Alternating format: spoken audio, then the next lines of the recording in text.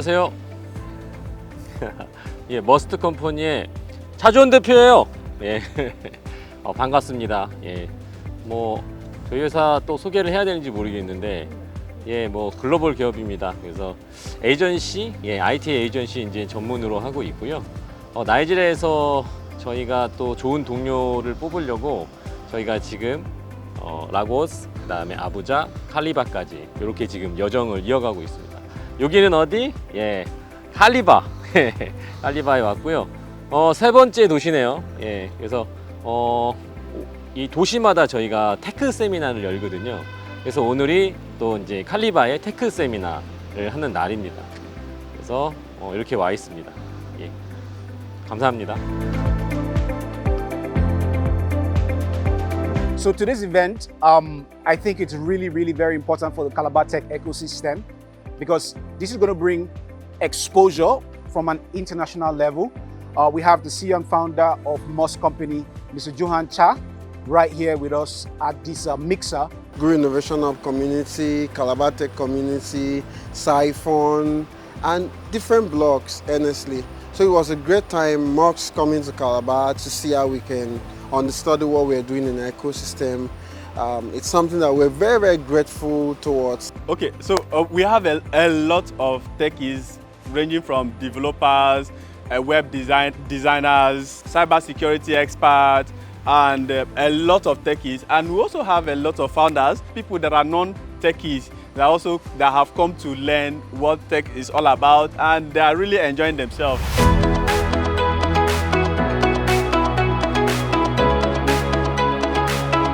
I feel this event has helped me by actually connecting me to back-end developers that can help me update my server and a lot of other things. I really want to appreciate the organizers, which is the Moss Company, because it has been a gas so far, and it has also given me an exposure and connection, networking, and I think it's priceless. So it's been a very great experience overall. The panel sessions were very lit, and I have learned a lot from all of the sessions.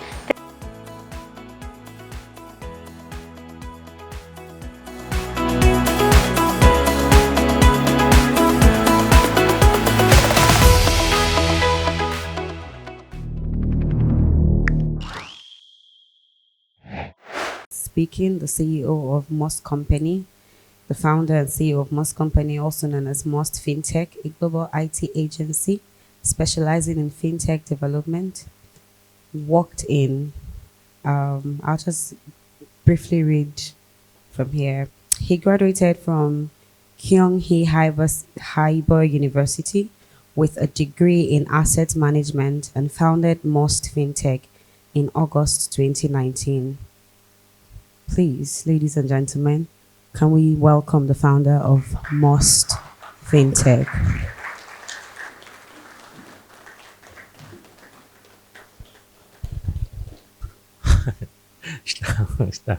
Yeah. 안녕하세요. Yeah. I'm not Chinese. 반갑습니다, 여러분. 예, 저는 한국에서 온 머스트 핀테크의 차주원 대표입니다. Hello. Yeah. My name is 차주원, 머스트 핀테크 CEO. Yeah. Glad to meet you. Yeah. Wow, so many people here. Yeah. Yeah. Today. Yeah. How feeling today? Good? Yeah. Me too. Yeah. I'm so happy. Okay. Thank you for making a great event today. Today is a very meaningful day for me. My first Africa is Nigeria. And yeah. Thank you. Yeah. And my first event in Calabar in today. Yeah. I'd like to thanks the members once again for giving me the happy time. Yeah. Thank you, Amani. You know Amani? Yeah, very great man. Yeah. And Grace Efyong. Yeah, Grace Efyong. Yeah, thank you very much. And Okay. Introduce in each field that represent Nigeria. I'll see you next then with more opportunity and preparation. Then have a good lecture. Thank you. Thank you very much. Okay.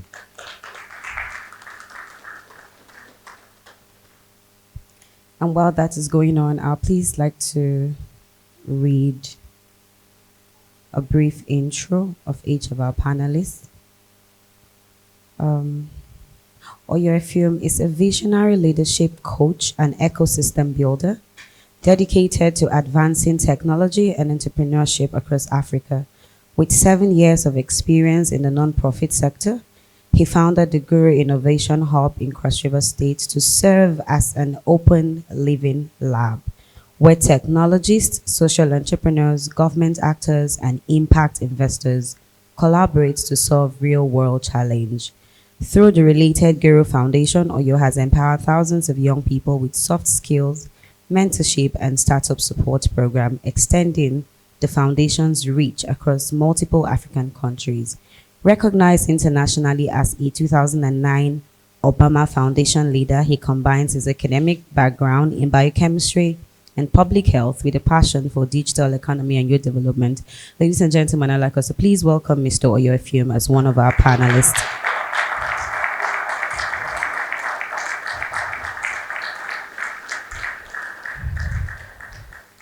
You're welcome, sir. I'll also give a brief read for Victor Ayo. This is very concise. Victor Ayo is a social entrepreneur, founder of Hakila Inclusive EdTech Advocate, a brand strategist, and a storyteller. Please welcome Mr. Victor.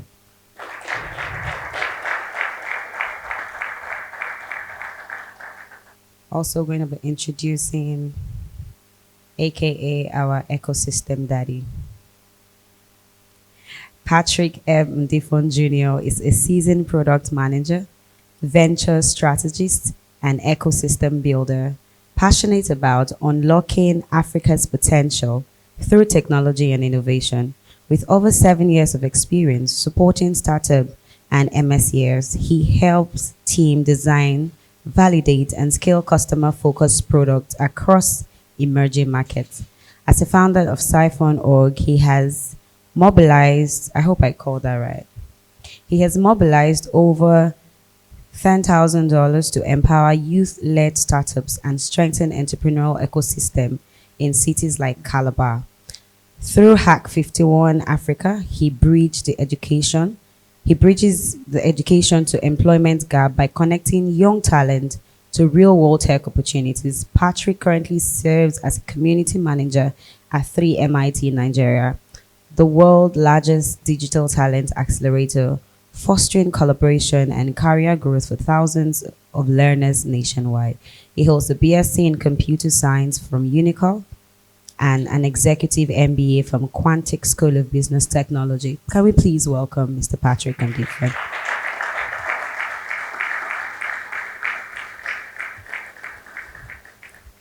Mitchell Owo is the founder and CEO of Nipi, a blockchain-powered fintech startup developing innovative financial solution for Africa's digital economy.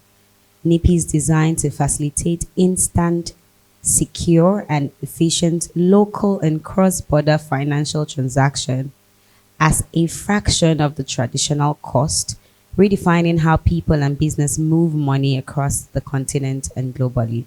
With a background in civil environmental engineering from the University of Calabar, I am passionate about technology, entrepreneurship, and youth empowerment. Mitchell represents a new generation of African founders driven by purpose and impact. Currently preparing Nipi for its beta launch, he is deeply committed to building technology that simplifies access to finance and accelerates financial inclusion across the continent. In addition to his work in fintech, Mitchell possesses expert-level technical skills in product and graphics design, with years of experience in digital marketing and creative direction. His multidisciplinary background enables him to bridge the gap between technology, design, and business, crafting solutions that are not only functional but also user-centered and visually impactful. Through his works and leadership journey, Mitchell continues to inspire emerging entrepreneurs to start where they are, build boldly, and create value and transform life. Please, ladies and gentlemen, let's welcome Mr. Mitchell.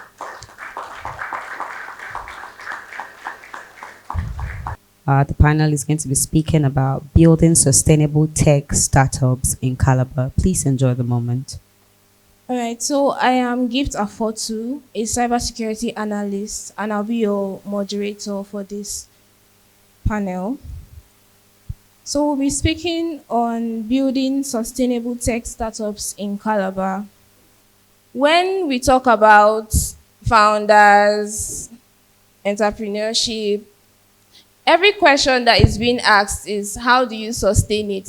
Okay, you want to go and pitch your idea.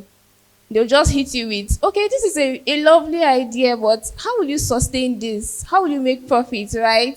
And you'll be like, oh, it's something that I love to do, for the good of the society. But how will you sustain it? So that's what these young men are going to, educate me on.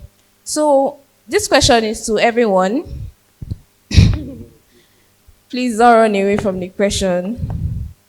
So what does building sustainably mean to you as founders and ecosystem builders, especially in a city like Calabar? All right. Thank you so much for that question. And I appreciate the fact that you took the liberty to take a shot at Calabar. So, well, what does it take to build sustainably in a place like Calabar? So Calabar is what we call a secondary city. It's not a primary city like Lagos and Abuja. A secondary city meaning that there's a lot of development that hasn't happened yet compared to all these other big cities. The market is small, infrastructure, there's so many gaps within the infrastructure. Culture is also not as vibrant and entrepreneurial as places like Lagos, So building here comes with its own challenges, right? Access to capital, access to talent, etc., etc. So if you want to be able to sustain whatever business you're building here, I think the CTO of Nugi talked about it, right? Local ideas, but with global scale in mind.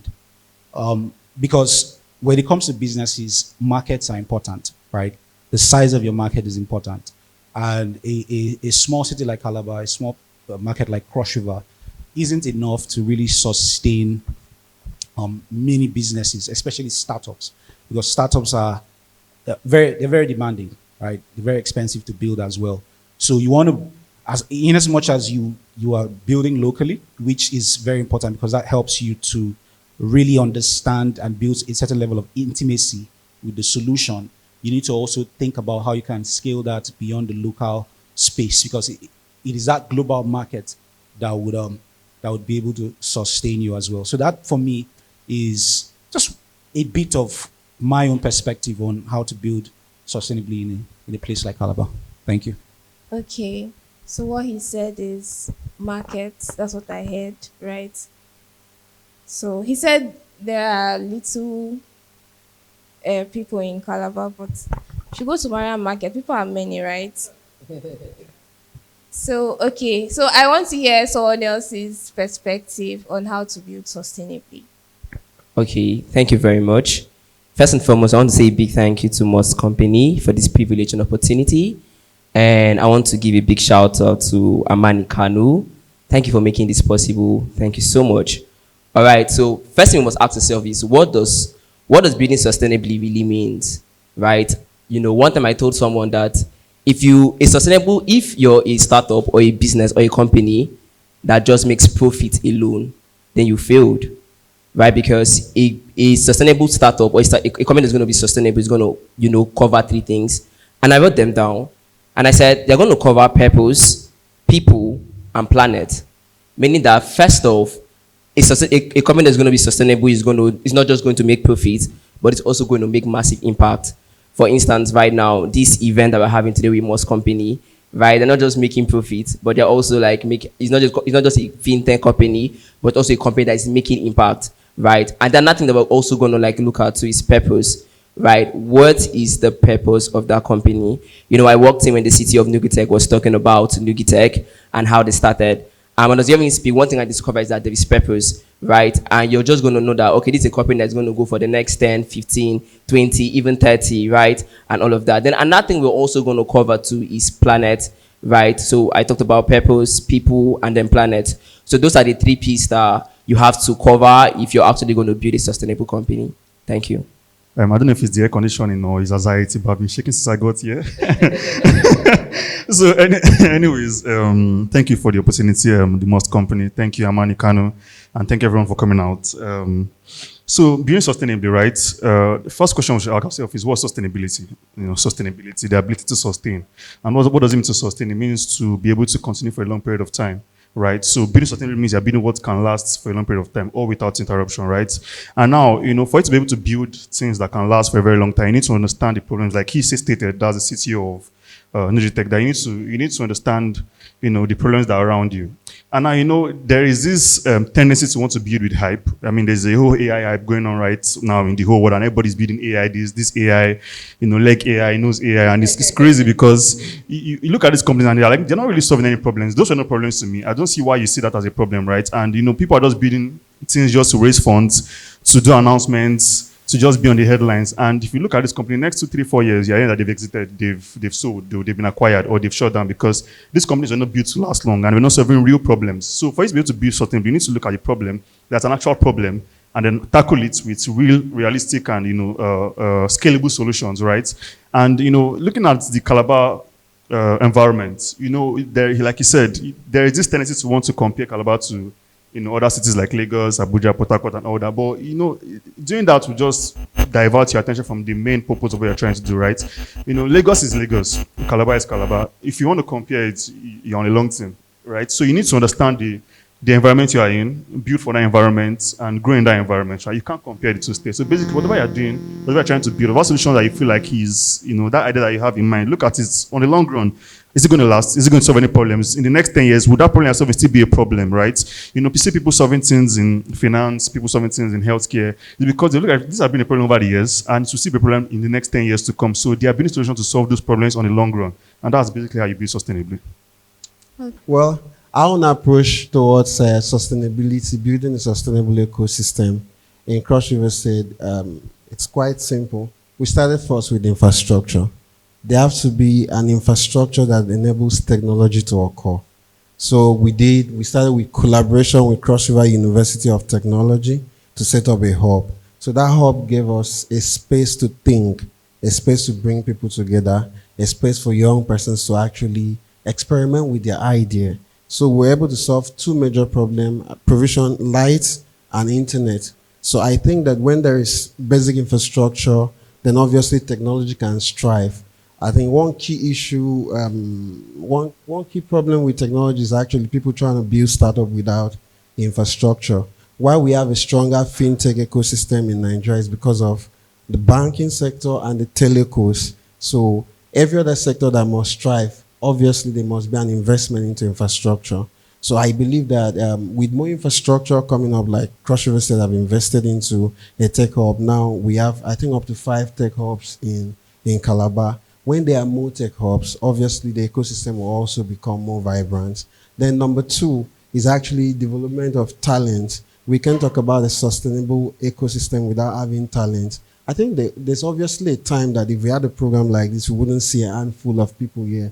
But this is a collection, or this is a testament to the fact that the ecosystem is actually getting very sustainable, that we can find people coming out at, I think, 48 hours or thereabout of this event being announced, and you can see people in this place. So it tells you that we're actually moving so quick into sustainability. Again, Mr. Oyo, Guru Hub has been a key part of nurturing innovation in Calabar. What are some lessons you've learned about building an ecosystem from the ground up? Okay, so I think I want to start by saying we really didn't build the ecosystem from the ground up. Yes. There was Lift Hub. Lift Hub was a template for what hubs should be. And they were the first movers. They invested their resources. And they burned hundreds of millions in the city of Calabar to prove a fact that we can actually build a tech ecosystem. So without Lift Up, I wouldn't have ever known that there's something called a hub. At the dying point of Lift Up, I had to come into the management to see how we could sustain things. So it was at that point that I developed the love for technology. Like, I didn't do computer science, biochemistry, public health. So it's just out of that love. So building from, maybe not from the ground up, building from somewhere meant that I needed to think about what exactly were the problem with Lift Up. So first thing I noticed was that the cost of operation was quite crazy. I remember those days we used to run ACs and all of those things, and then people didn't have money to sustain those office spaces. So it gave me a very simple idea about where we are in the ecosystem. We are in an ecosystem, as at the time we started, people didn't have that kind of money to come and rent expensive office space. So if you must provide space for people to work, a co-working space, then it has to be very affordable. So we had to even find a model for sustaining our workspace by ensuring that people pay hourly. I remember when we were trying to do 1,500 naira per hour, which is just like $1. People still struggle paying. We had to go to the model of pay 500, just pay for the time you're spending.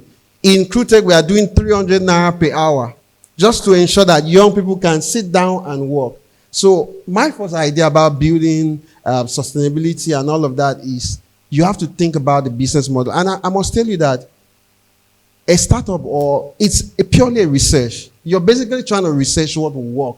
So what works for us in Guru Innovation Hub might be totally different from Big Stack. Big Stack have been in existence. You understand? They have been doing stuff. They haven't shut down for over 5 years. You understand? So please, let's clap for Big Stack, actually. Big brothers in the house. You understand? So mine, research, we do a lot of research. We try to put in a lot of research. Then we invest into our people. I discovered that young people are easily distracted. So the fastest way we could do that was to bring young people into our hub.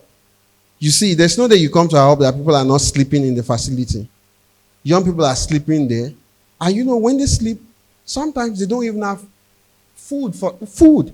You have to provide food. You have to pay bills. You have to do a lot of things to ensure that you encourage people to grow. So that's my own system, and I think it might be different for everybody, actually. Yeah.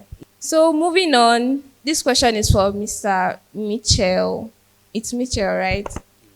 Okay. So as a fintech founder preparing for launch, what unique challenges do startups in Calabar face when trying to access funding or attract early adopters compared to big cities like Lagos and Abuja? Okay, thank you. First of all, I need to ask, my last speech, I was really fast, but I was very fast with the speech. Yes. Okay, I'll try and be slower this time. When she was asking the question, I noticed you were shaking your head. Noticed other people shaking your head. So I feel like we already can relate to the challenges that I'll be facing as a founder, not even just fintech.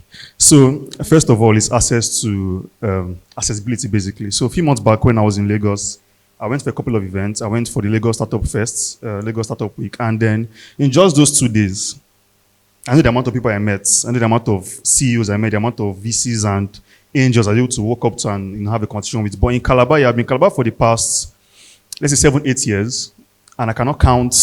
In fact, I've never met any investor in this Calabar before.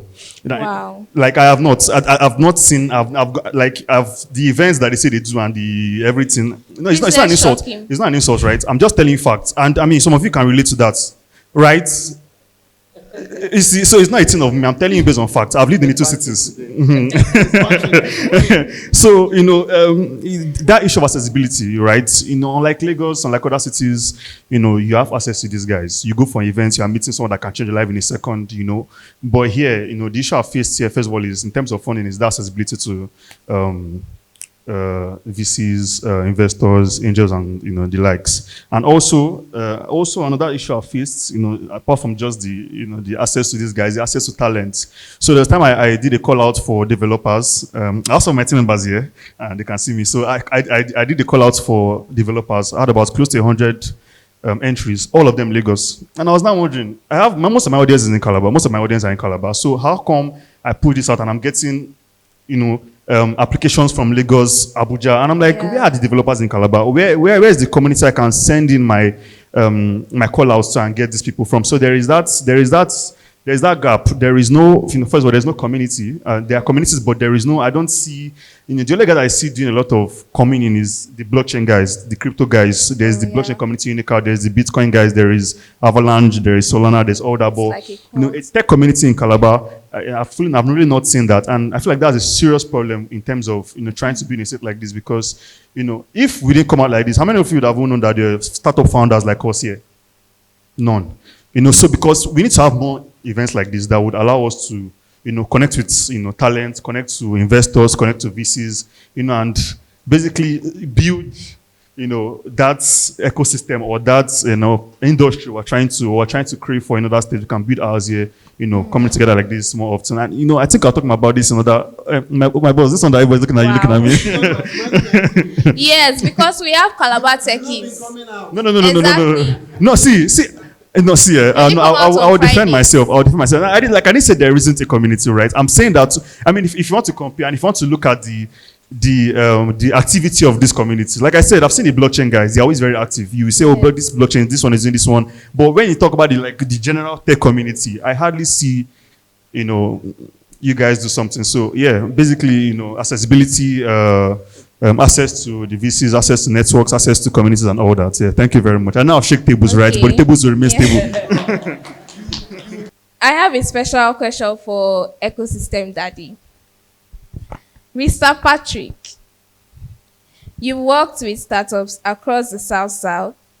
What would you say are the key ingredients missing for Calabar startups to compete nationally or globally?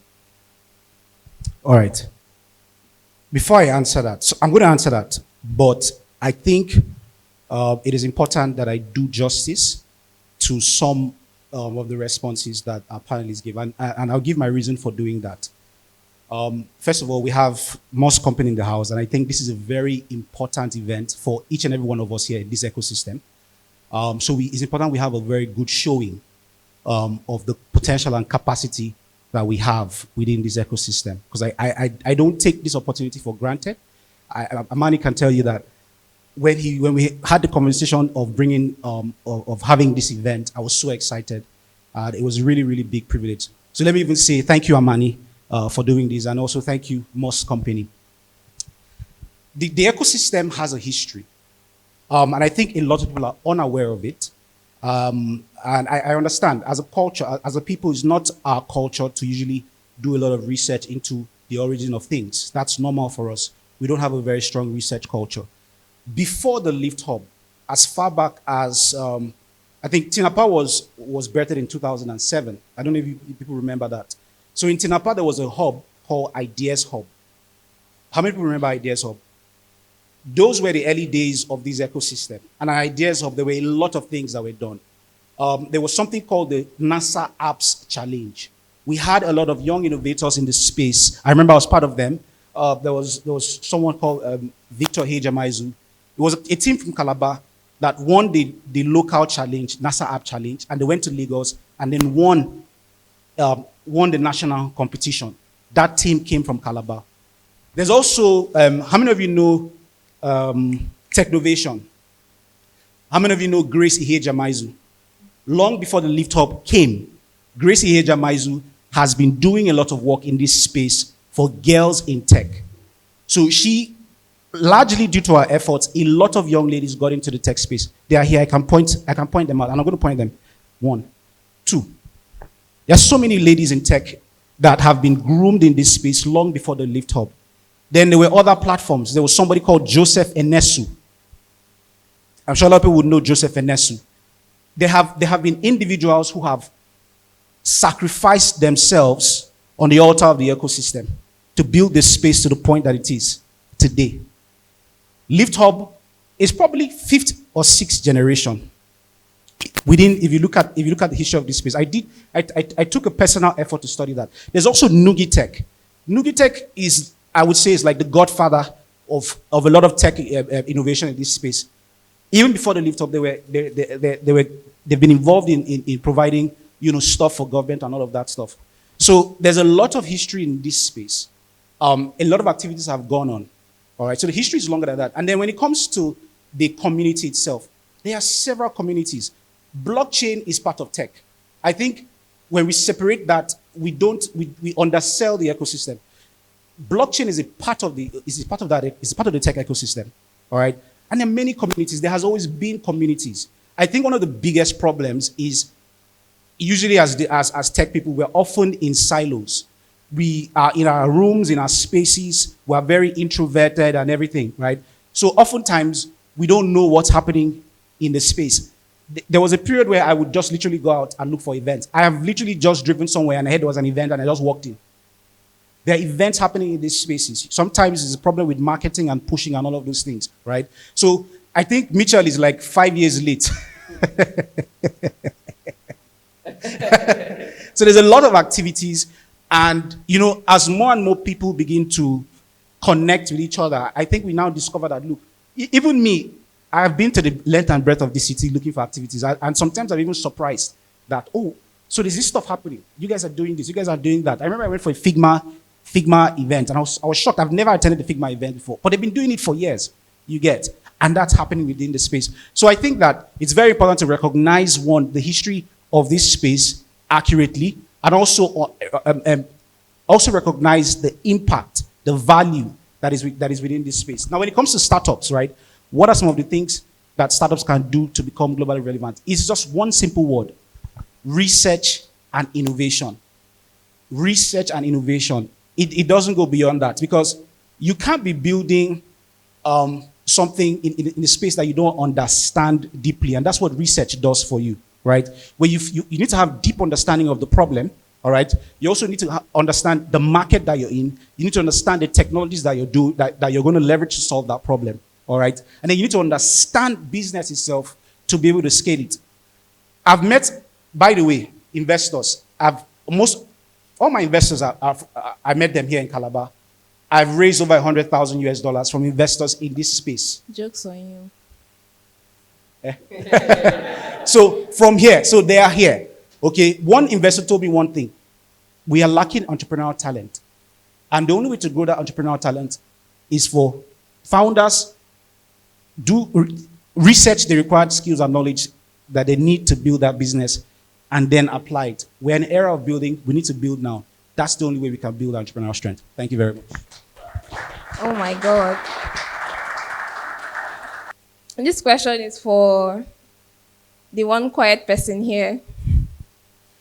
So to Mr. Victor, from an edtech and storytelling angle, how can Calabar entrepreneurs better communicate their value and attract both customers and investors? All right, thank you. Okay, so storytelling 101, people would always call you what you call yourself. If you call yourself the best, people will call you the best. If you call yourself the biggest, people will call you the biggest, right? And I need to understand that I've been like a storyteller or been an edtech founder for like 6 years of my life, right? You can guess my age. I'm like the youngest person here, even I'm not older than Cloud Moving, right? And one of the things I'm going to tell you is that one of the things that actually worked for me is actually telling my story. Right, I feel like when Mr. Meski was talking about Michelle was talking about how, if this event, if most companies organize this event, you probably not know that there are founders in the city. I mean, yes, but another thing too, you also understand that if you actually tell your story, people actually know you. Like one of the things I've done for myself very well is like to document like my progress and my presence on social media. I think a week ago, I had a funding call with Matthew Carano from Tribe Protocol. I think I shared it with Mr. Patrick. And, we did not get the funding round, right? The goal was to raise $100,000, but we did not get it. And I did not say, well, after I did not get it, so I'm not going to post it. I posted it, right? And I actually shared like what I, gained from that particular experience, even though I did not get the funding. So you must understand that one of the things you must do for yourself as a founder, or not just maybe a founder, but someone in the tech ecosystem, you must tell your story. For instance, I remember when I started Hakila, Then we were not Hakila, we go did it things. Mr. Patrick remembers, like, I was 16 then. And I remember vividly that, I did it because I wanted to go into tech. My dad said, no, I should do engineering, right? This is a very funny story. And I was like, I'm not going to do engineering, I'm going to do tech. And then he said, if you're going to go into tech, you're going to go into it without any form of support or resource from me. And so when I started, I had no form of resource or support. The only form of support I had, I will not forget, was Mr. Patrick. And then one day he told me, you know what, Victor, is like, I'm going to drive you home because you have wasted all my data. And I see about vividly that there was Lift Hub then, in Calabar. So every day I'll carry, I had a Brewing laptop, right? So I'll carry the Brewing laptop, go to Lift Hub. I said, Mr. Patrick, I don't have data. So you will say, connect to my hotspot. And next, there was me, there was Precious John, there was Covenant Insa, and a couple of us there. And then in less than like maybe 4 or 5 hours, the data has finished. And you'll be like, you know what, come and start going to your house. And, all of that did something to me, and I told myself that there are many young people out there in local communities across Africa, especially special needs people, right? And I said, these people don't have access to tech skills. They don't have access to technology. How can I tech to them? And that was how, Hakila started. So you see, as I'm sharing the story, it's giving you a picture. It's the same thing. When you tell your story, be it on, there is LinkedIn, right? There is X, there is Instagram, there is Facebook. As a matter of fact, we have so many social media platforms. We even have blogs, mediums and all of that you could use to share your story. All you have to know is this. If whatever you call yourself is exactly what other people will call you. So document your progress. You don't have to be a founder, maybe a developer. Say, I tried this, it did not work. As a matter of fact, you may just be having 1, 2, 5, 10, 25, 30 likes. It may not really mean much to you, but if you stay consistent at the very end of it, trust me, I got my first funding without even applying for anything, right? All I had to do, by the way, Hakila has done $15,000 in funding. So without even having to apply for anything, all I had to do was talk about the things I'm doing, right? Even when I got the opportunity with Matthew Carano, I did not apply. They DM me, right? And they say, come for an interview. So you come to understand that the more you talk about the things you do on social media, the more you put yourself out there, and the more traction you're going to get, and the more visibility you're going to get to. So this is what I'm going to share with you. Share your story. It doesn't matter who is seeing, it doesn't matter. Just keep sharing. Share the wins, share the losses, share the victories, share the defeats. Trust me, everything is going to work out. Wow. Please clap. See, after hearing his story, I feel like investing, right? So, yes, storytelling is actually great.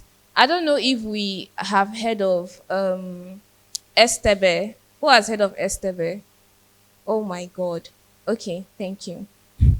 So she's a young lady. She used to be an actress, or she's still acting. But she took this storytelling thing to another level. Every day on your feed, you be Estebe, Estebe, Estebe. She's building a brand, Estebe, hair removal cream. And she got funding, lots of funding. And she shared her losses. There was a funding that required her to travel across the country. She went there, she pitched, and she didn't get the funding, but she shared the story. That opened doors for more funding. So please, share your story, post online, anyhow it is, from grass to grace, Abby. All right, so now this question is for anyone here, right? How can we transform Calabar's small but passionate ecosystem into a hub that attracts talent, capital, and attention from across Africa? All right, let me take. Wow, I was looking first at, to go. Oh, yeah. How do we transform Calabar? So in Mr. Oyo's initial response, he made a very, very important statement, and infrastructure is very key. And I had a conversation with a very senior founder, and he does millions in US dollars monthly. And he told me the same thing. In fact, when we had a conversation about infrastructure, I almost became depressed, because it's a lot when you're building from a space like this. But thankfully, we have companies like Nugitech who are actively involved in that space, trying to build infrastructure within Cross River State. I think there's a data center that's been built. I think it should be done in 2027, if I'm correct. So that's a very important step going forward. So infrastructure is key. Internet connectivity, electricity, even roads, those things are key because they provide an opportunity for founders to build on a solid foundation. That's one. The second thing is, and I think I'll just buttress on what Victor said, storytelling. One of the biggest problems we have in this ecosystem is that we don't tell our own stories. We have a lot of bloggers, but it's mostly politics that they talk about, gossips and the likes, right? And I think that's also one of the reasons why we undermine what's happening within the space. I have heard stories. When I tell people that I have a hobby of collecting founders, I put it that way, right? I have met people who are doing amazing things within this space. How many of you know, you've heard of this app called Send Funds? Okay. So Send Funds was a fintech app. It was built here. And the guy is a two-time founder. The first startup, we built it together. He failed the second startup. Third one was Send Funds, raised $30,000. I did the whole structuring and everything. That was from here. But very few people knew about it. As you can see, only one person could raise their hand up. We don't tell our own stories. The beautiful thing about Lagos is, and here's the frank truth, I've worked with a lot of investors. One in particular was managing a $47 billion fund for the government of Canada. Probably more than that. And he told me this categorically, that if you're in Lagos, don't get offended. This may become viral and break the internet. Oh God. But I have to say it. There's a lot of hype in Lagos, right? A lot of people are not building solutions. They're building for the investor pocket. He told me this. I used to argue with him at the early days, but I learned that over time, studying business and everything. There's a lot of hype in Lagos, right? People are not building for this thing. So you see, but what they are good at is that they are good at telling stories. Somebody raises, it's everywhere. 10,000, 1 million, you're going to hear the story. Events are blasted everywhere. That is what makes those ecosystems sellable. People are seeing the activities that are happening in that space. This event today, I pray that it goes viral, that everyone here will talk about it, give your own perspective, let it trend, and let it take let it, explode the ecosystem, right? Because if we don't tell our own stories, somebody else will tell it for us. And you know what they'll say? Yes. It won't be as good or as sweet. Sometimes it will even be worse. Sometimes they will never tell the good story itself. They're going to find the bad one to tell for us. So please, let's tell our own story. Thank you very much. All right. So trying to build something meaningful from Calabar. Well, I think my first thought is that most founders try to build Silicon Valley kind of solution in Nigeria, which will not work. In Silicon Valley, they can fund you for building an app that helps people drink water, remind people how to drink water. Beautiful. And you hear that somebody raised 1 billion, this, that, but it's not the same in Nigeria, in Africa. Our own problem, they're quite different. And you have to understand, our problem are just basic things. It's basically trying to even take the things that have been done manually and transforming them into digital solutions. If you can even check from our university, nearly everything in Nigeria is designed to ensure that you're stressed. Like to pay school fees, they want you to go and stand in long queues. So if you can just solve everything that makes people stressed in Nigeria, would have solved a lot of problems. And like Patrick said, research. I think that you have to actually start with research. You need to spend more time thinking about the problem. 90% of your time should be on the problem. Like currently we've been researching around EdTech. And we've had 1 week till now, we haven't found the problem. I remember when we started the meeting, a lot of team members were trying to give solution. Let's do this. I said, no, it's not solution. It's really finding the problem. So I think that the template is quite simple. Find very bright, talented people, sit in the room for three days, 1 week, 2 weeks, just be talking about the problem that you guys are passionate about. And you obviously find a pain point that you can build, because I think building is simpler now. You can build an MVP in 3 to 5 days. So building shouldn't be a problem. The real problem is, have you found a problem that is actually scalable? So, and also start from Cross River State, like Nugi template from Cross River State. What are the problems? See, tourism in Cross River State, do you know that we don't even have a tech startup that is maximizing the tourism space in Cross River State? There's none. We don't have one from Cross River State that is maximizing. What about health? Vast, only have 29 medical doctors working with Cross River State government, providing solution for 4.4 million people. So there's real problem facing us, and it's going to take we to solve those problems. So if you take each of these sectors, I know the next thing is, how do you even build without having funds? Like you're bootstrapping, how can you even do this? Bros, I think the best solution is you try to work somewhere. Do this thing as part-time. And then you start, honestly, if you don't have money to even sit down because, building in Nigeria, your landlord is going to disturb you for house rent. You have to eat food. You have to do a lot of stuff. So if you don't have little money in your pocket, just relax. Find a job and build your startup as a side gig. Build your startup as a side gig. Then you start saving up time and resources. So I think there's a video on YouTube about building block where you can save time till you get a lot of time that you can now move in full time into your startup. So I tell my teammates, if my dad did not have some property in Calabar, I wouldn't even try to do anything startup. Because where will I carry money from to even try anything? So you must have a backup somewhere.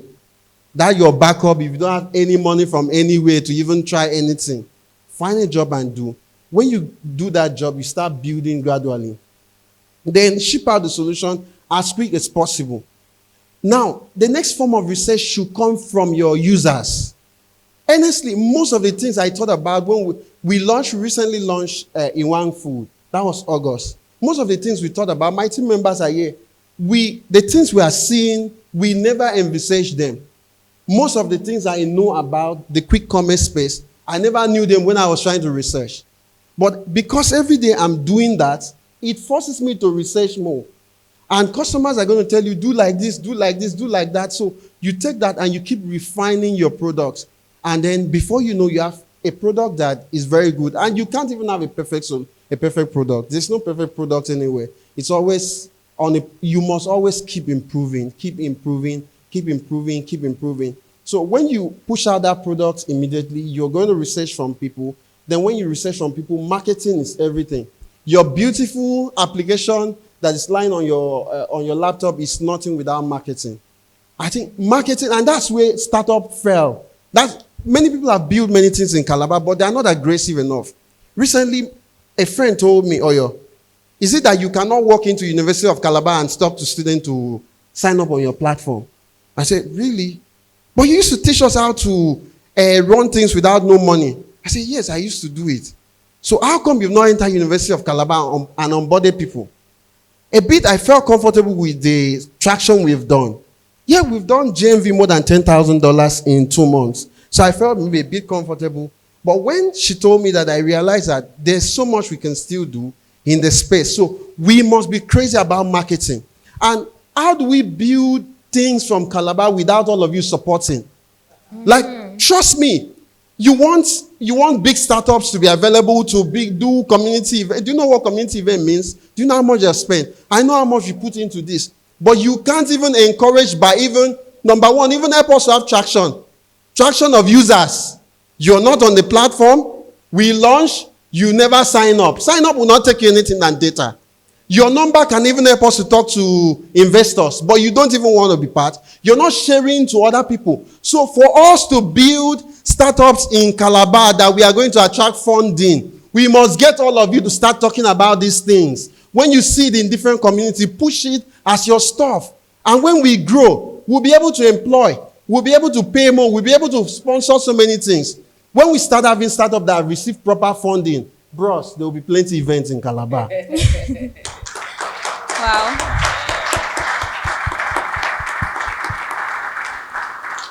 Okay, so that escalated really fast. What's one piece of advice that you'd give someone who wants to be a founder today? not just founder, even those of us that are just here, right? What's one piece of advice you'd give us quickly, please? Okay, thank you. First of all, start with, as a young founder, just start where you are. And I like what he said. Okay, I can relate to what he said about getting a job. I have about 3 jobs now plus my startup because I realized that funding that we used to see on all the tech cabal and tech crunch, it doesn't just come like that. You know, you have to use your funds to start what you want to do, and then when you have enough traction, then you can get, you know, the investors and the investment you're looking for. You start where you are. You have that beautiful idea, you know, get a team. Start where you are. Take it small. You can run mad. See, this startup thing, as luxurious and very majestic as it is, you can run mad. I have my friends, they will tell you. I started doing what he said recently. I started telling my story on TikTok because I felt like, you know, when you don't talk, you go into depression. So since I didn't have who to talk to, as a very single guy, I said, okay, my phone is there. Let me start talking on TikTok. Let me start sharing my story with people that might be able to relate to my story. Start sharing my story. And then, you know, getting people to talk. And I saw that a lot of people actually are going through that same phase. And I'm like, okay, well, let's create the community. Let's be talking about our story. So start small, bit by bit.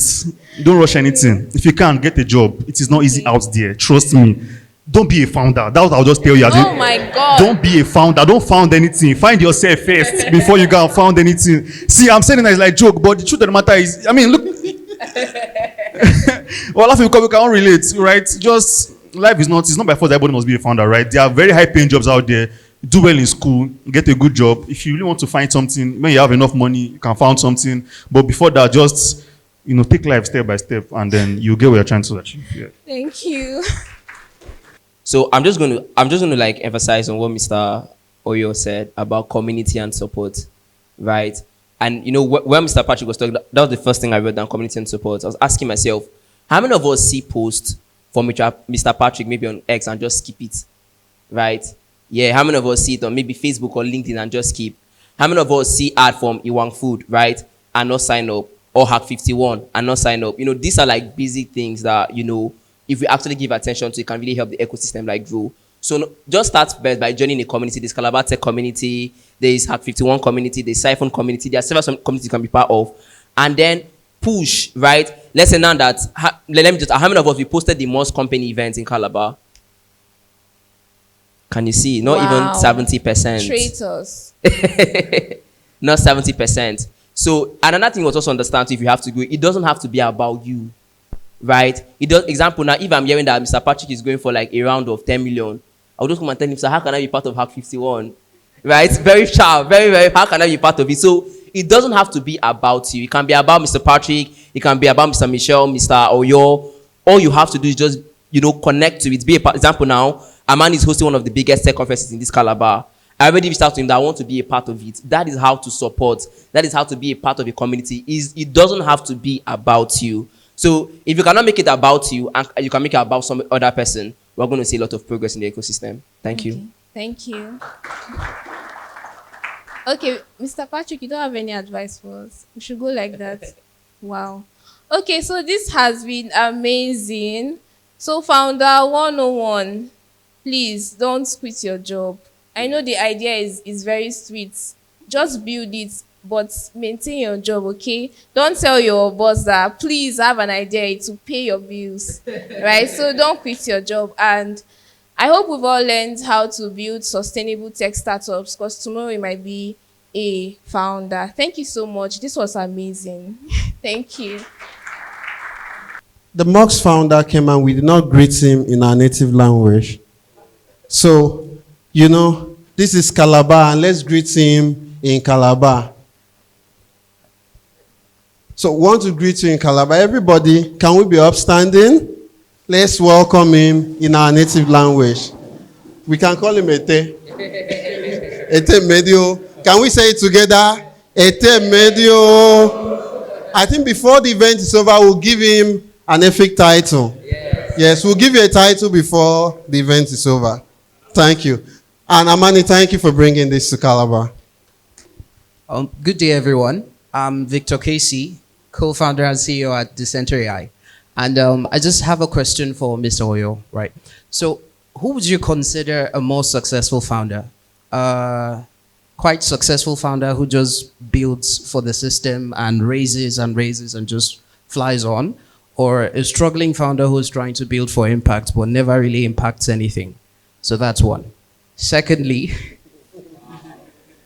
yes, those are two different realities, right? You're trying to build for impact, you spend years, decades trying to build for impact, never finding to raise, and then someone builds, like you said, an app to drink water, and then boom, he's raising at $500 million valuation. So who would you consider a better founder, right? That's my question for today.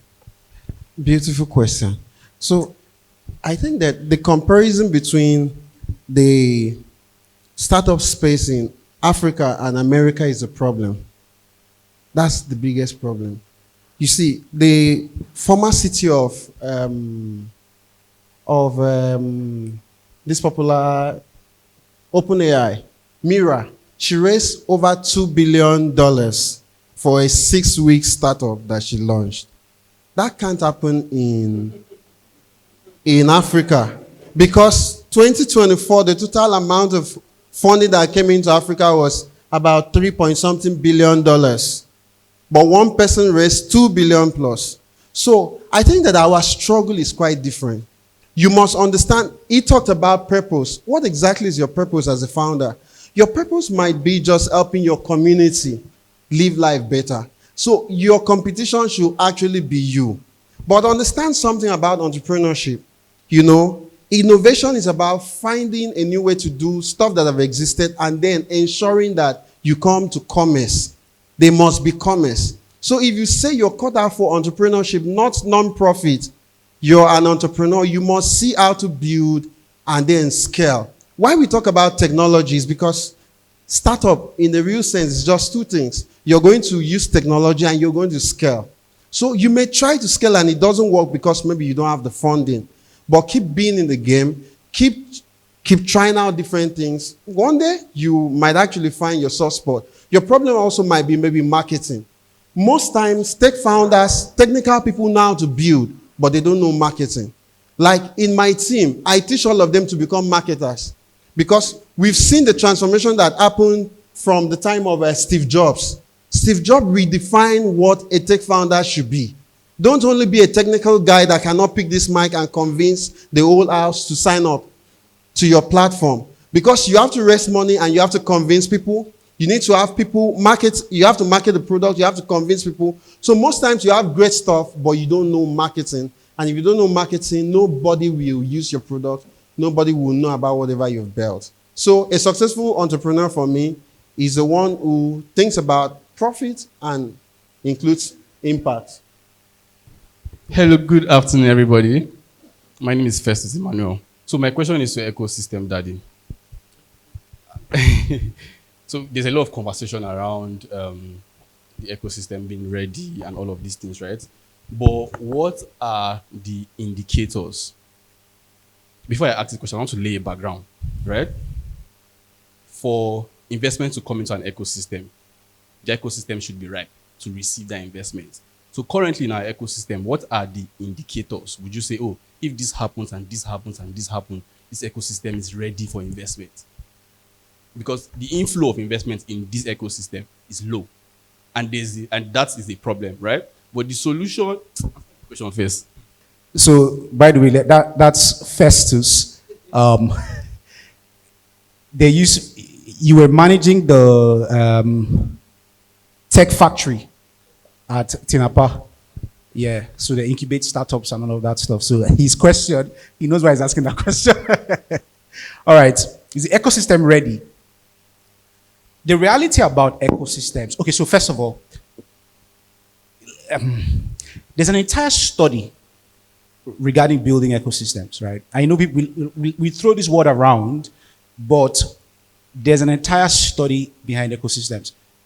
If you go and read up somebody named Michael Porter, right? He talks about economic clusters and those kind of things. And then a whole bunch of other individuals and all of that stuff. So the whole ecosystem talk is very technical. What makes an ecosystem ready? There are many factors. But I don't think that all the factors need to be ticked, so to speak, right? For an ecosystem to be ready. because sometimes you might need one thing to happen that now helps other things. And let me give an example. The interconnectedness of the ecosystem, how communities collaborate, work together, and all of that could be a factor that brings in capital. Okay? And then that capital comes in and then begins to activate, the growth of startups within that ecosystem. You get? So it's not that there will be many startups, first of all, before funding comes in. It could be an interconnectedness. It could be that, okay, within this space here, there's a network, a diaspora network, for example, that is willing to fund the ecosystem. They need to take a risk on the ecosystem, because that's one of the things that's very important, right? In foreign countries, people give donations very freely, they risk capital very freely, but that is not the case here in Africa, particularly in Nigeria.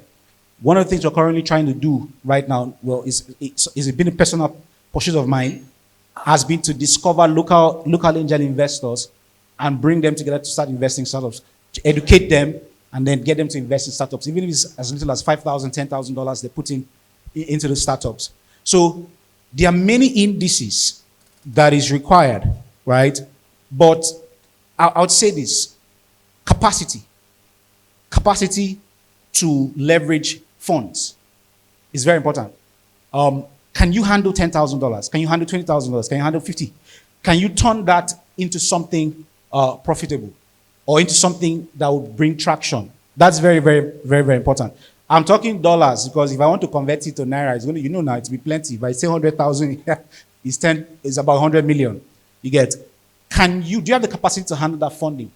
And that capacity is demonstrated by, one, the number of founders within that space that have the experience, you get, of building businesses, whether they fail or not. That experience is important. I know that as our culture, we don't really celebrate failure. But you see, when you're dealing with a lot with investors, failure is very important, right? It shows that you've grown. It shows you've developed discipline over time. How many startups, how many founders here have attempted it? I know Mitchell said, don't be a founder. But I think that the advantage for our ecosystem is if all of us somehow, some way, attempt to just build something and learn. That way we collectively build the experience of the ecosystem. Oh, we've tried this, it didn't work, right? So when an investor comes, it sees people that have battle scars already, and they can confidently say, okay, let's start with some kind of test capital. Let's see how it goes. But if we keep staying on the bench and we're waiting for all conditions to be perfect and those kinds of things, then we might never get that inflow that we're expecting. On the flip side, we also need people to also take the risk. I have connections with people within the diaspora who are willing to put in as much as 50 million naira monthly, yearly for the next 10 years to invest in startups. But you see, they have certain requirements. They are willing, there are certain requirements. They want to see founders who have at least developed some kind of experience to handle that kind of funding. So that's, for me, I think those are some of the indicators. They don't all have to line up. One could be a trigger to now make all of these other indicators kick up as well. Thank you. Mr. Oyo, do you still want to assist him to say something? Okay, so please, if you have any other question, I'd please like you to write your question down and then pass it to the panelists as they take their seats. Thank you very much for this session. Please, can we keep clapping as they step down? Do we still have Mr. Godfrey here? Who wants to briefly, in a few minutes, 1 to 2 minutes, talk to us about Cafe One? My name is Godfrey Obesin, and it's my pleasure to be here with you, connecting and learning as well. So I work with Cafe One as a senior service manager, and it's an opportunity for me to share with you what we do in our space. I know a couple of you must have heard about Cafe One, but it's a good thing that we are finally in Calabar. There have been a lot of calls and agitations, like when is Cafe One coming to Calabar? So we are here finally. And on a quick one, Cafe One is a premier co-working space, a coffee shop the best coffee shop you can ever find around. I can see here. So we provide spaces for young people to come and explore their this thing. How do you call it? Explore their innate capabilities. Yes, decent spaces that you can never find anywhere. So we combine coffee with co-working and digital banking. And in our spaces, what we do is that we understand the terrain that we find ourselves. We understand that there's a bit of challenge for young people to access conducive environments to work, and that's why we are here. So you're a young guy, you're a techie, a tech bro, a tech babe, and maybe the Nigerian system, you know, like we all know, power issues, fluctuations, internet, and stuff like that. So we have come to bridge that gap to say, hey, come on, you don't always have to complain about power and stuff like that. Cafe One has come to help you, you know, get to work without issues, without power fluctuations and internet connectivity. So basically, it's a combination of coffee, co-working, and digital banking. So as you are working, you can also chill and work at the same time and connect. And it's not just business for us. We want to build, we want to bring young people together. We want them to connect, just like what's happening here. You know, if you work from home all the time, sometimes you may not have the opportunity to meet young people you can share your ideas with or share your innovative, ideas with. So Cafe One provides that space for you to come out, work, connect, and chill at the same time. And as a matter of fact, we are just located downstairs here at the entrance of the library. And beyond co-working, we also want to make it easy for young people to have a corporate working system. For instance, if you go to Lagos, Abuja, Port Harcourt, and the rest of the cities, you don't necessarily need to go and rent an office space and furnish it. We want to create spaces where somebody can walk in and get a fully furnished office for a day, 2 days, 3 days, 1 week. Bring in your corporate clients. This is your office. You can have a visual address tagged to it. You don't need to always, pay a sum of money. So we are bridging that gap for innovation for young people at a very, very, moderate level. So basically, that's what we do at Cafe One. We run co-working spaces, we sell coffee, and we also run digital banking hubs. And it's my pleasure once again to be here with you. And I hope to stay back to learn, to share, and to also connect.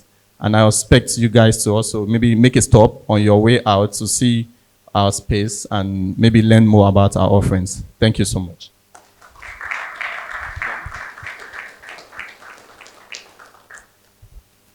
I'm surprised that she's just here. Can we please clap for her? She's coming.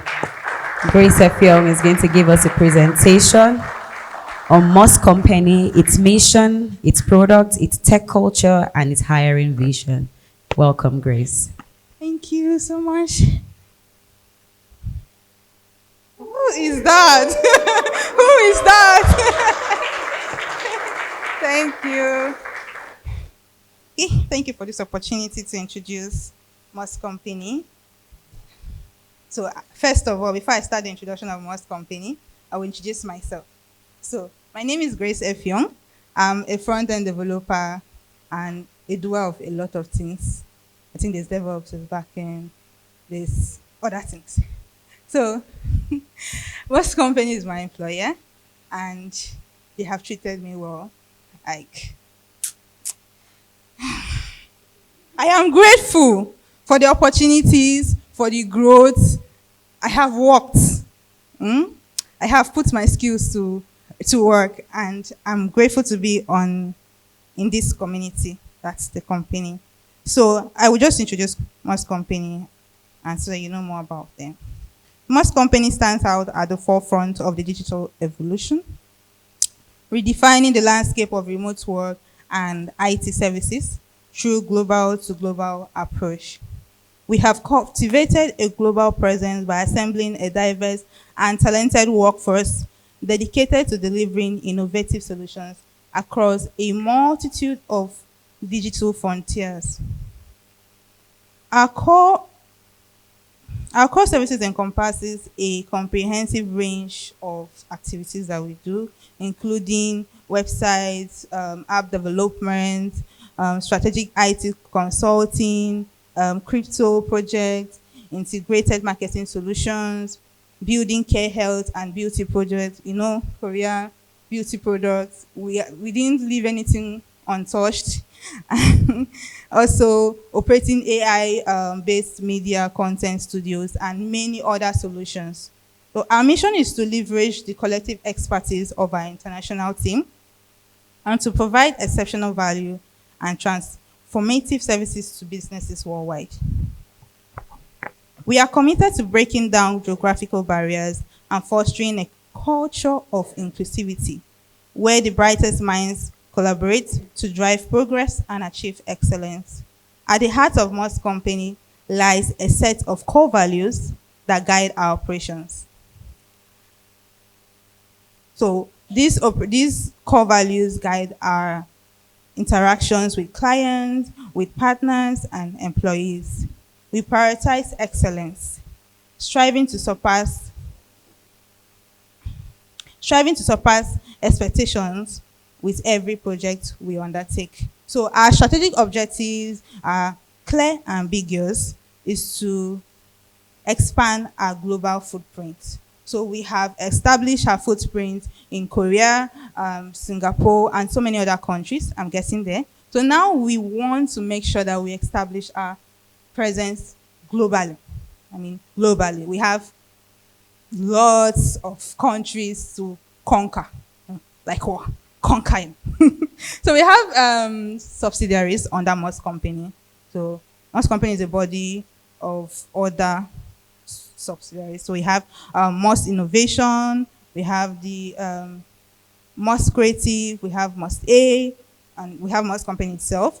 We have Moss U, which is related to our care beauty products. We have the Moss FinTech, related to our fintech products, blockchain, and all of that. We also have Moss Engage. So I've already mentioned some of our services, but I'll just reiterate. We have custom software development, so we attend to clients, we develop web applications, app applications. We also do e-commerce and digital retailing. This would come under the distributing of the K-beauty products and some other products that we have. Our services also are quality assurance, UI, UX, design, DevOps, and cloud. So we need someone to handle the cloud infrastructure of your organization. We do that too. There's also emerging technologies and digital transformation. So currently, we're a workforce of over more than 250 employees, and we are in more than 20 countries currently. And I'll just list out some of these countries. Republic of Korea, Singapore, Pakistan, Nigeria, India, Thailand, Philippines, Bangladesh, Indonesia, Vietnam, Sri Lanka, Turkey, Nepal, Kenya, Estonia, UAE, Mongolia, Benin, Cambodia, Tanzania, South Africa, and more still coming up. And this is all I have to say about Moss Company. Thank you very much.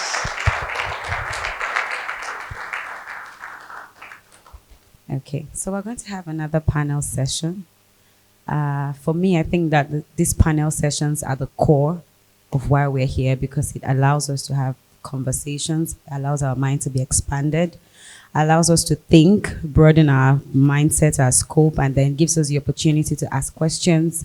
And then that helps us in networking because we know the strength of each person's. And it can even introduce us to mentorship. How many of us are fans of mentorship? Yes, so on this session, I think we have just 3 panelists on this panel session. And I'm going to start with Amani Kanu. Amani Kanu, popularly known as the Tech Evangelist, is a solution architect at Moss Company, tech advocate and tech community builder with over half a decade of experience in the tech industry. He is passionate about empowering the next generation of tech professionals Amani is the founder of Calabar Tech Community and Decadev Alumni Network that has connected and empowered over 3,000 tech professionals across Africa. As a mentor at Semicolon Africa, Decagon, and Nexus Scale, Amani continues to inspire and guide aspiring developers, helping them navigate their career journeys with clarity and confidence. His mission is simple yet powerful: to help individuals stand out, grow, and succeed in their tech careers. Ladies and gentlemen, with a round of applause, I'd like us to please invite the tech evangelist, Amani Kanu.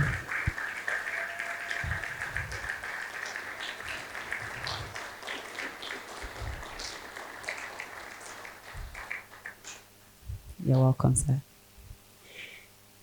Again, on this panel session, we have Onone Obaz Aqua. She is a cloud security analyst, a cyber security instructor, a tech founder with over 3 years of hands-on experience securing cloud environments, managing SIEM pipelines, and leading real-time incident response. She is the founder of Cloud Maven Cyber Academy, a fast-growing academy dedicated to building world-class African cybersecurity talent through practical job-ready training. Onone Obaze has worked on security automations and AI-driven threat detection across cloud infrastructures, combining both technical skills and a passion for digital safety. She's also a speaker, a mentor, and community advocate focused on empowering the next generation of African tech professionals through skills development, awareness, and access to global opportunities. Please, can we clap for Onone Obaze? I hope I got your name right. Okay, and finally on this panel session, we're going to read the profile of Mr. David Francis Effiong, member, Nigerian Environmental Society, NES, and African Research Counselor at the London Business School Wheeler Institute. He worked with NITDA on the 3 Million Technical Talent 3 MIT program, the world's largest tech talent initiative. Co-founder of Quizly, B2B learning reward platform, Checkamo, African First Human-Centered Verification Ecosystem, and Dahel Technologies, EdTech firm serving 17,000 plus learners across 5 countries. Founder and director of EcoNow, driving climate advocacy and media tech solutions in Africa. This person is a lot. Can we please start clapping? An OFO founder fellow and a US exchange alumni, David has led projects with the US Department of State, Danish Embassy, Salesforce, and others across 4 countries. His expertise spans climate advocacy, social protection, and technology for development. He studied civil leadership at Michigan State University. He holds a certificate in social protection and civic engagement, and is pursuing an MSc in software engineering and IT.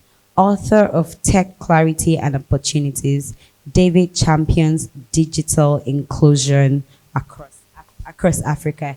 And to represent Mr. David, we're going to be inviting Mr. Ina Idiege.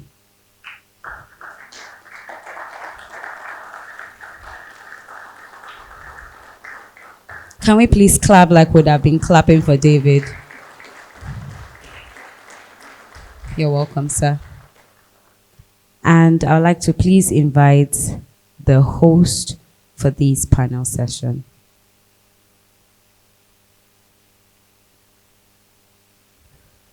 Did you forget that you're the host, sir? Can we please clap for...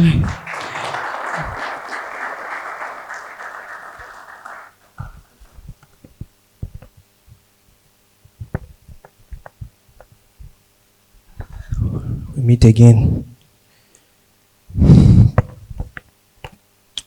ChatGPT, what's the time? The time is 3:47. Okay. Good afternoon, ladies, gentlemen, our esteemed guests, single people, plural people. I greet you all. Justice for. We have forgotten our slogan. Okay, we'll leave it at that. So, I've been sent here on a mission, and please, oh, sorry, I didn't introduce myself. My name is Jinwoo. I'm a jiu-jitsu expert in cleaning public bathrooms. So please send me gigs if you have any for me. Thank you. All right. They say tech people are direct. One beautiful medium-sized lady said so, that tech people are direct. Truth of the matter is, since I came here, I've been branching. I've not even gone direct to the point of why I'm sitting there. So, greater heights for you.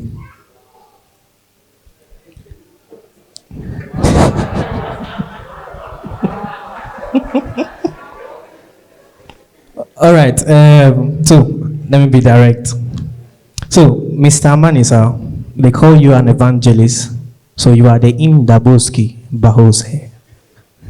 So, sir, having built the Calabar Tech community and Dev alumni network, what strategies have you worked best to engage and retain young tech professionals in this region and not losing them to normie phone?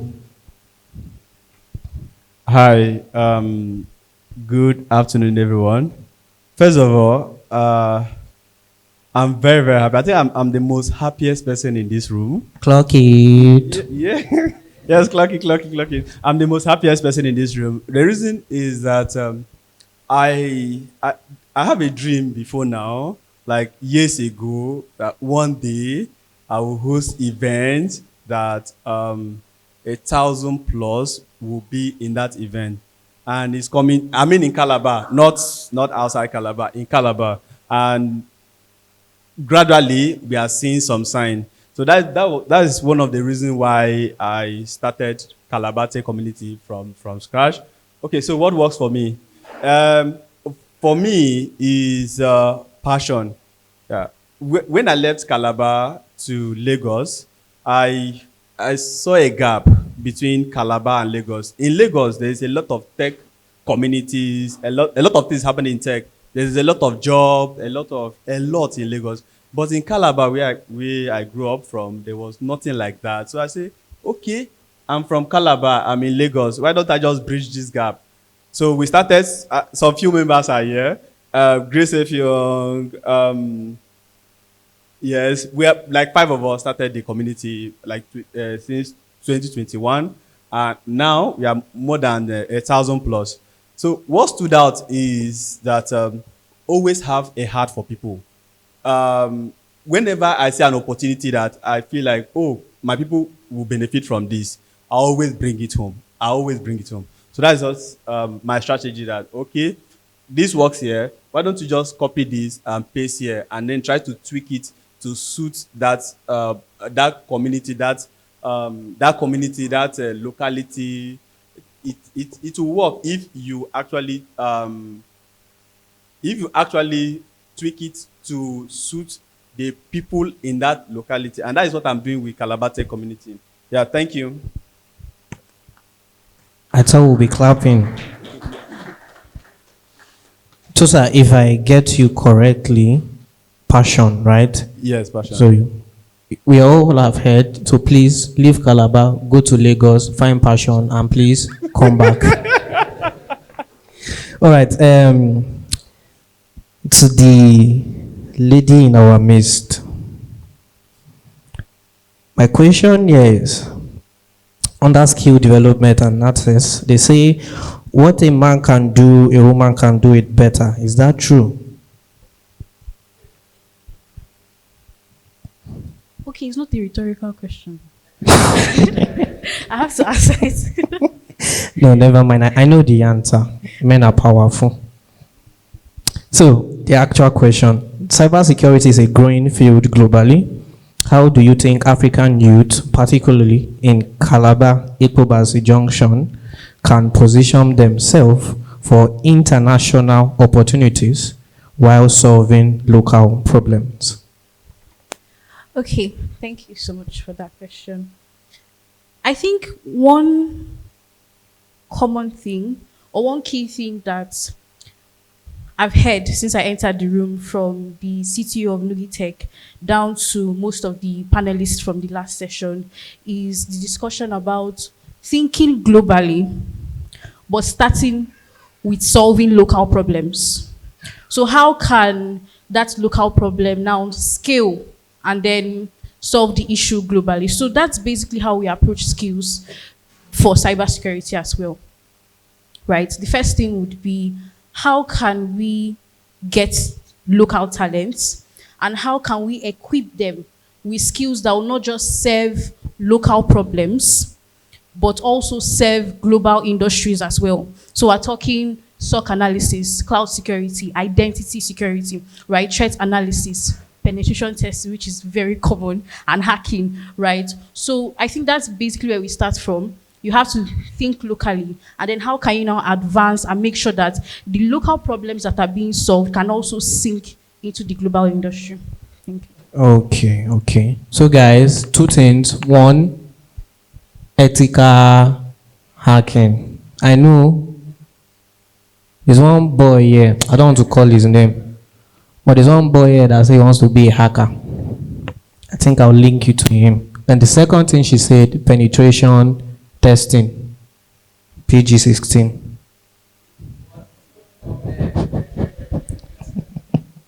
So, to Mr. David Next of King, you have helped scale digital learning and talent programs across multiple countries. What is the most critical skill or mindset that a young African tech professional often overlooks? Well, for me, I think it's the skill of visibility and opportunity. People have so much, but they overlook the basic things.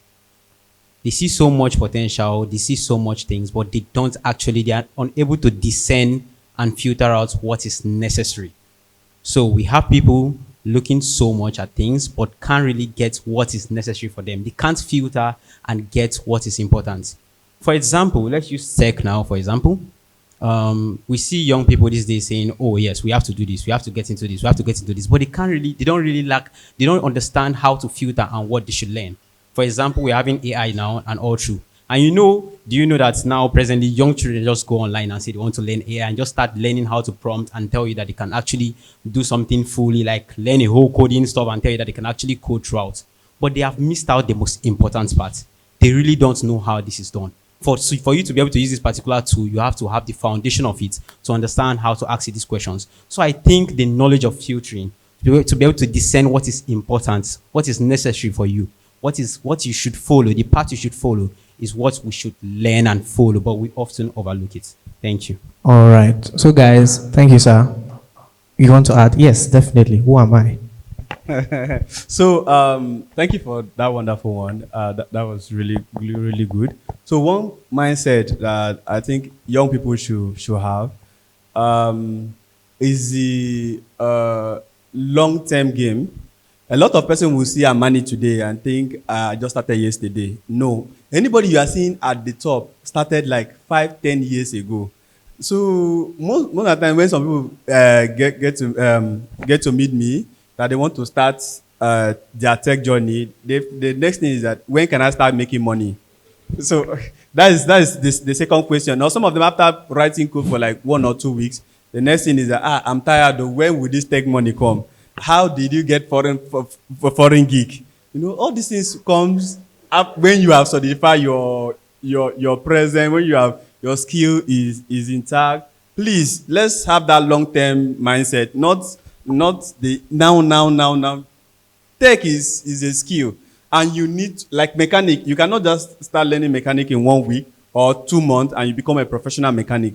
No, it takes time. You have to build that skill and all the other soft skills too that you also need to embed into your hard skill. So that is just one thing I want to add. Thank you. Okay, so for those of us that did not understand what Mr. Amani said, he said, in order to be an Odogu, not an Ichie, you have to do this tech thing for at least 5 years Ichie, 10 years Odogu. All right, so Mr. David Next of King, are you a developer? Yes, I am. Okay, please stay with me. What do you do, sorry, in the development sphere? Full stack. Latowski. Sir, please, how much do you charge for a full stack job? Minimum, because we're in Calabar, not Lagos, Calabar. With church mind. Okay, give us a range. Okay, we should give range.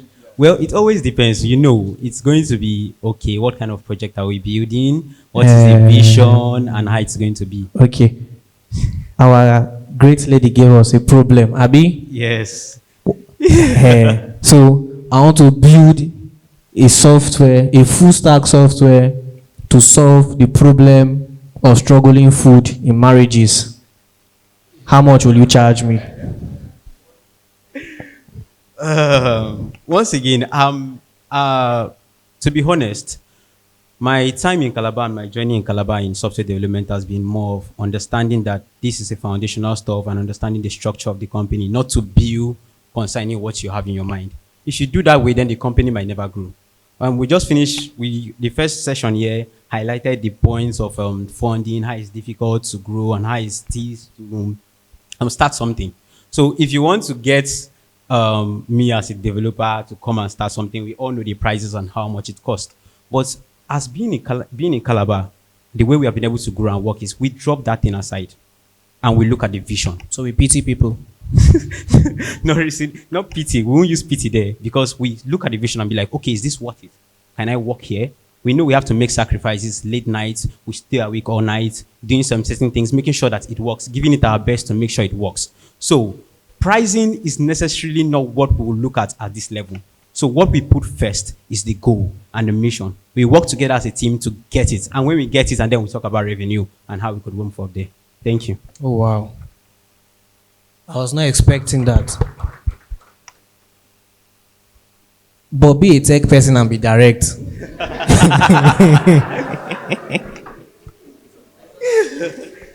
Okay.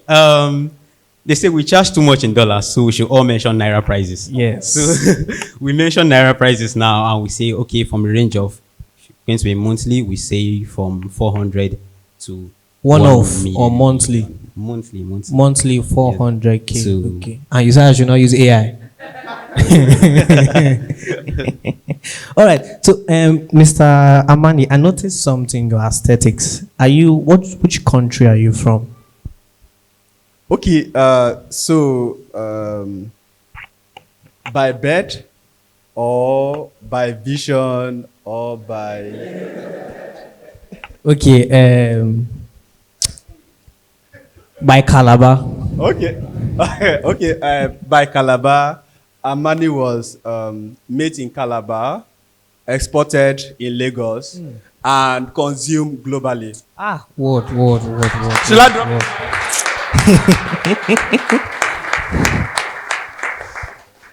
So at this point, we'll all pack our bags and go home. But it's quite unfortunate. Unlike our senior men, me have not eaten. So I go nowhere. This place will turn to a wedding if I don't get a plate of food. So, how can a program like 3MTT and local initiative help bridge the gap between Calabar tech talent and global opportunities? So I need somebody from the audience to pick who will answer the question. Okay. So as somebody who has experience mentoring and instructing people in cybersecurity and under hubs that registered with the 3MTT program, I think one key thing there is not to stop at training programs. It's also something that my academy is trying to do, right? And although it's a very gradual process, it's something that would significantly help the students and the talents. Because we see a situation where, yes, they register for the programs, they take their sessions, although some students are very stressful. By the time they graduate, maybe they do capstone projects. What's next? Undoubtedly, there are some times when I started the academy, the cybersecurity academy, although we have like a community where when they are done, they join there, we share opportunities, right? I had this mindset, okay, when they finish learning, we finish instilling the skills on them, we'll just keep motivating them. Yeah, do your best, yeah, keep pushing. But then I realized that, yes, motivation is good. You have to do much more than that for talents, especially for people who you're trying to say, okay, this thing I learned for how many years, you come, I'll make it a whole lot easier for you. So you have to do more than just training them. You have to do things like creating internship opportunities for them, right? Giving them more hands-on experience, because your training of 6 months would not be a guarantee that an employer would see them and want to give them that job, right? Oh, wow. So, exactly. But Shebi people used to put in your flyer, learn coding 3 months, get paid 5th month. Yes, now they will even say that you start earning in dollars. Okay. So people put naira, any naira this time. So, but in my academy, it's completely different. One thing that we do is that we'll tell you, okay, be internship ready. Because we've had like a model where when you're done, we now help them through internships. We give them a portfolio. We help them build their CV, build their portfolio, and even help them get other projects that now prepare them for internships. So it's a whole lot easier. And I feel like if more programs can do this, it will be easier for talents to keep being in the space, right? They'll not just say, okay, after this tech, I've not seen anything, there's no money, right? They'll feel motivated. Yeah, so internships, partnering with companies that can take entry-level talents is something that this program should also do. I know that 3MTT has been working actively to get that kind of thing. They've also been able to help talents get tools, laptops, grants, to even support businesses, their business ideas and all that. So I think one of the things that programs can also adopt from programs like 3MTT is, okay, how can we support the talents money-wise to be able to build their talent? Now you're talking. Yes, and build their ideas as well. Thank you. Okay. So, people of God, okay, next of kin wants to add, but before he does that, what our child lady said is that if you see any flyer or post that says learn tech in 3 months and get paid, do what? Run away. Instead, look for the one that says learn tech 3 months and do internship. Wait, the internship, is it paid or be free? It's just internship. Okay. Next of kin, sir. Okay. I think we should look at the timeline. Which actual tech skill here can anyone learn in 3 months? Question, please. Who is answering? AI prompting. AI prompting, Abi. I know one. I'm not even sure that one is completely okay too. Well, I would be happy if anyone could if anyone could give me that answer. I what, mean, WordPress. Somebody said WordPress. Somebody said WordPress. Okay. Any other one? Any other one? I need Okay, resolution. graphic design. Graphic design. Yes. In 3 months. In 3 months. Yes, they say those people don't Who think. is the person? They say they don't think. They don't think. They don't put color. Just put color. I need to Tech know. skill, Abi. And yes, tech Pressing skill. of phone. Pressing of phone. Good. Is that tech skill? Another one. Any other one? Changing, putting screen protector. Putting screen protector. Exactly. So please, let's be realistic. I don't think there's any tech skill anyone can learn in 3 months. Those flyers are not stating the truth. And they are pushing out unqualified people. And they are really causing problems. You see people, I've seen students being in the teaching fair for a while, and I've seen students who are stuck in the learning hole. They have been learning since 2020. Because that's all they know. Jesus. I've seen students again, like they learn after they're done with this course, they're taking another one. They just finish next. They are going to the other Your one. students are here. I don't know. No. Okay, and then secondly, the other part of it, I've seen students who went out too early. So I have seen those who went out too fast, and I've seen those who stayed in for a very long time. That's they never built any products, they just stayed in learning. And I've seen those who left after 3 months. Oh, wow. And if you go to their LinkedIn, trust me, you'll be scared. Optimized. Oh God. So please, let's be realistic. I don't think there's any tech skill we can learn in 3 months. It takes a long time. I don't think any of us here learned any of these things we are teaching in 3 months, So please, I think those flyers should be readdressed. And even AI prompting, for you to be able to prompt something, you have to know it enough to ask it that question. I don't know if you see it that way. You have to know whatever you are doing enough to be able to ask ChatGPT to help you with it. It's only when you understand what you want that ChatGPT can understand what you need. So I would advise that the flyers of 3 months, the flyers of 6 months, Please record this. Are readdressed. It's really important. It's really important. Thank you. Okay, I will need to add something to it. There's marketing, there is the real thing. Whenever you see flyer for 3 months for program, that is marketing. It's now on you to do your due diligence to ask question. A company will tell you that if you take this drug, like, have you ever seen paracetamol advert? Like somebody will take paracetamol and will immediately will just stand up. Everything will just. So those are the kind of things that will entice you. Somebody will tell you, learn skill for 2 months and become a world-class developer and earn in dollars. All those things are the things that you want to hear. That is what they take to grab your attention. Yes, so for me, I don't. It's not a bad thing because everybody starts somewhere. There must be that thing that catch your attention. For me, I think there's one GDG event I went to, and on stage there's this guy that came from Lagos. I don't know his name, but I can remember that day. He was very young, very young. He was on stage and on the stage he said that I came from Lagos and now I'm making it. The guy was just talking. Immediately that guy said that thing. As they say, I'm going to Lagos. So it's something that the dollar can be that thing that can push you. Yes, but when you enter, know that you are doing the long thing. You are on the long run. You should not be like in 3 months. That 3 months is the starting. Like you are starting, learn, meet people, network. Don't stop with the 3 months. The 3 months is just basics. Okay, thank you. All right, sir. So please, 3 months is basic. So after 3 months, you learn again.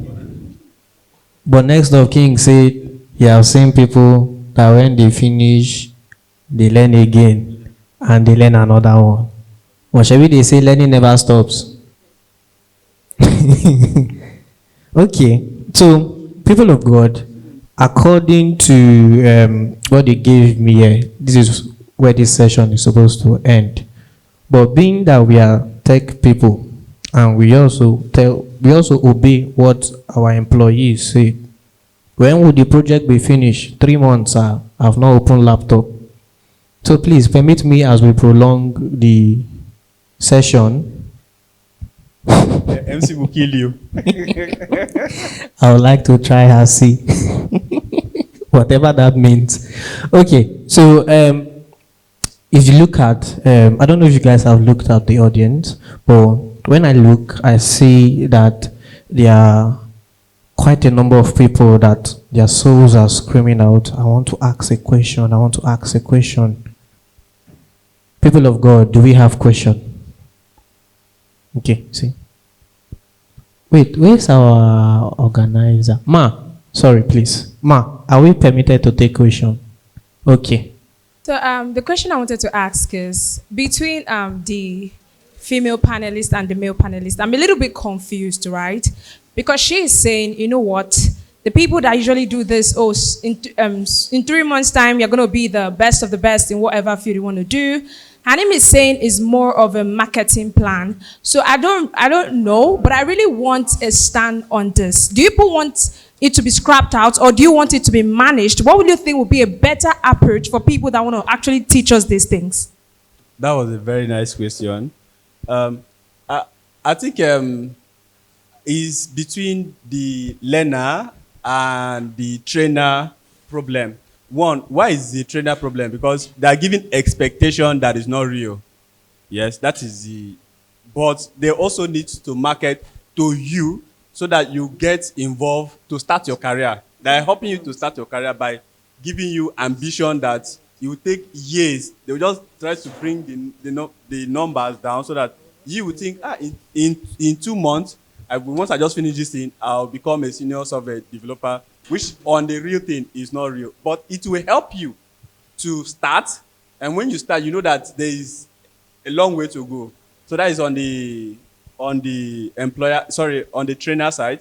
Then on the trainee side is you doing your own due diligence. Just imagine you are in this room, you didn't meet 1 or 2 persons that the skill that you want to learn. If you meet them and you ask, they definitely will tell you, I've been in this skill for like 5, 2, 3 years. You know that for you to get to that level, it takes you some time. It's not 2 months, 3 months, but that 2, 3 months helps you to meet people that will catapult your career. Thank you. Okay, so to answer your question, one thing that I love about myself is that I take my time to say things. So when I said 3 months, I did not say after 3 months you become an expert. Oh my God, I'm not even an expert, right? But for places like my own academy, this is why I can confidently answer this question for you. One thing that we do is our selling point is never when you're done, you're going to land an international gig or a role. No. We tell you that we build you enough to confidently apply for internships, right? We've had proven track record. You can go and check us online, Cloud Maybe Cyber Academy, where our students after 3 months, and even before that, they apply for paid internships and unpaid internships, and they get it, right? I'm not saying that 3 months is going to make you an expert. And that's why I said programs like 3MTT and other programs should incorporate supportive systems like internships and even asking companies to take them as entry-level professionals. You're not going there to be an expert. You're going there to gain more industry experience.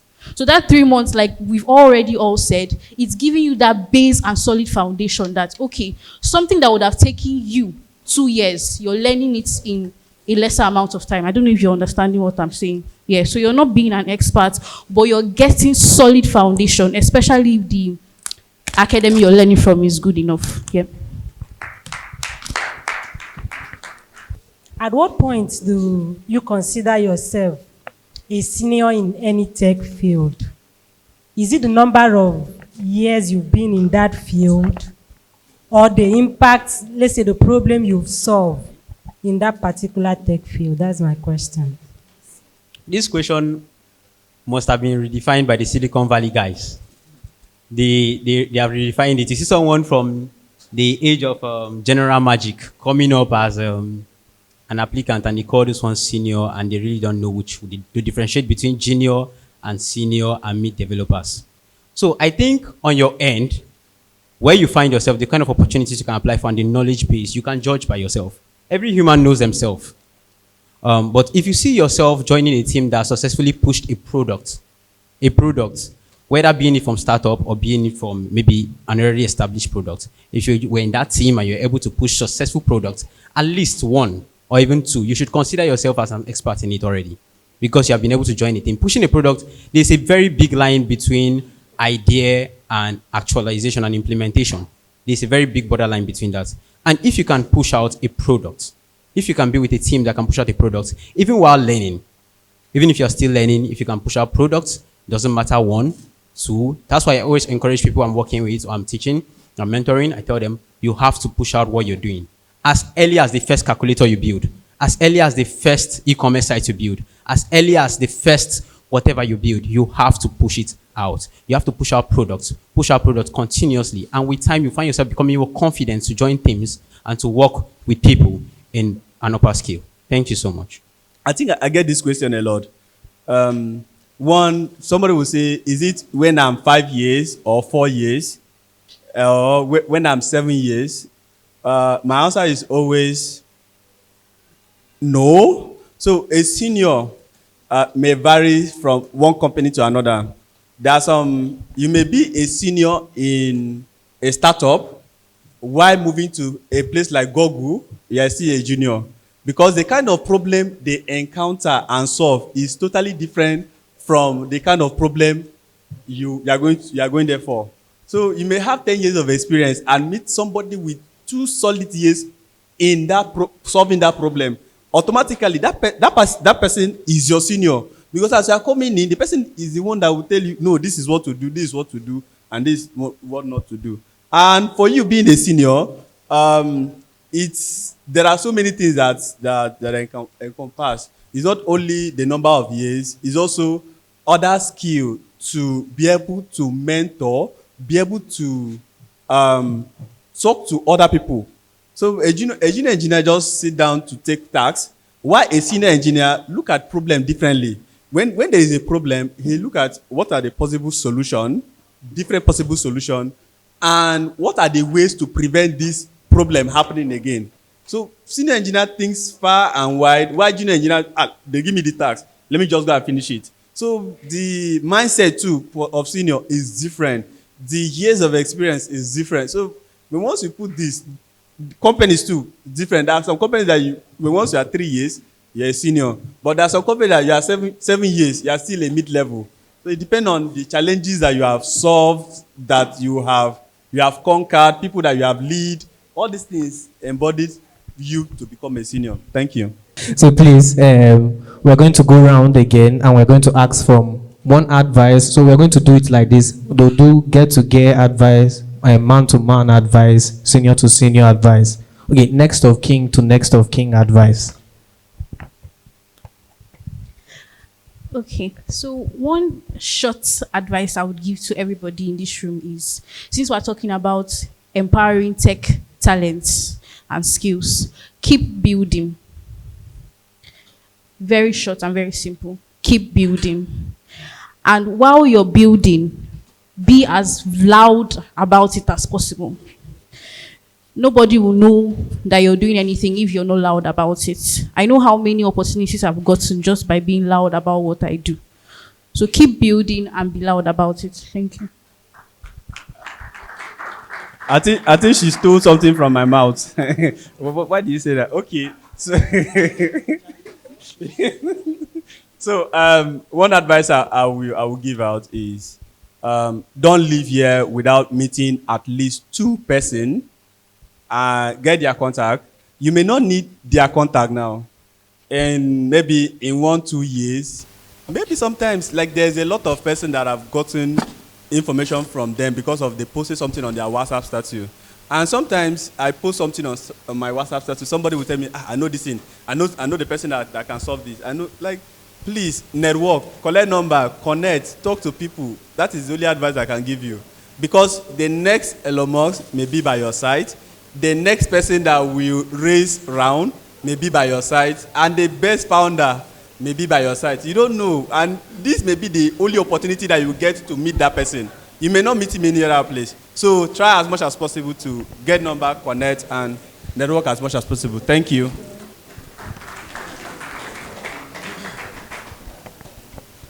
Thank you once again.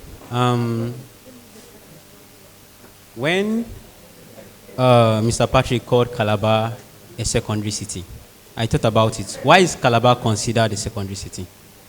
Is it that we don't have great developers here? Is it that we don't build great products? None of those two are true. We actually build very great products. We actually build, and we actually have very great developers. I think he was able to list some of them. We have those people. So why are we still considered a secondary city? Well, from my own experience, I believe it's because we lack translators. Translators are like the sales guy we see in many big companies. These people are able to understand user problems and people's problems, and then able to create solutions that tailor and match them. Our developers these days, they stay in the house too much. Our developers, they stay in the hubs too much. Our developers are in front of their system too much. They literally don't know what is going on in the world. and then they build solutions and bring it out there. I was one of these. I faced this kind of problem. I built a solution. I thought this was in my mind, I was like, we have landed. This is the solution for the whole world. Silicon Valley is going to get this in 2 weeks. To my greatest surprise, so please, I can't say this without laughing because it's actually an experience we have as developers. I want us to connect. I want us to come out there. Not just we developers attending this kind of conference. I know it has been a lot about attending this kind of events. We need to come out. We need to come out. We also need to attend business strategy meetings.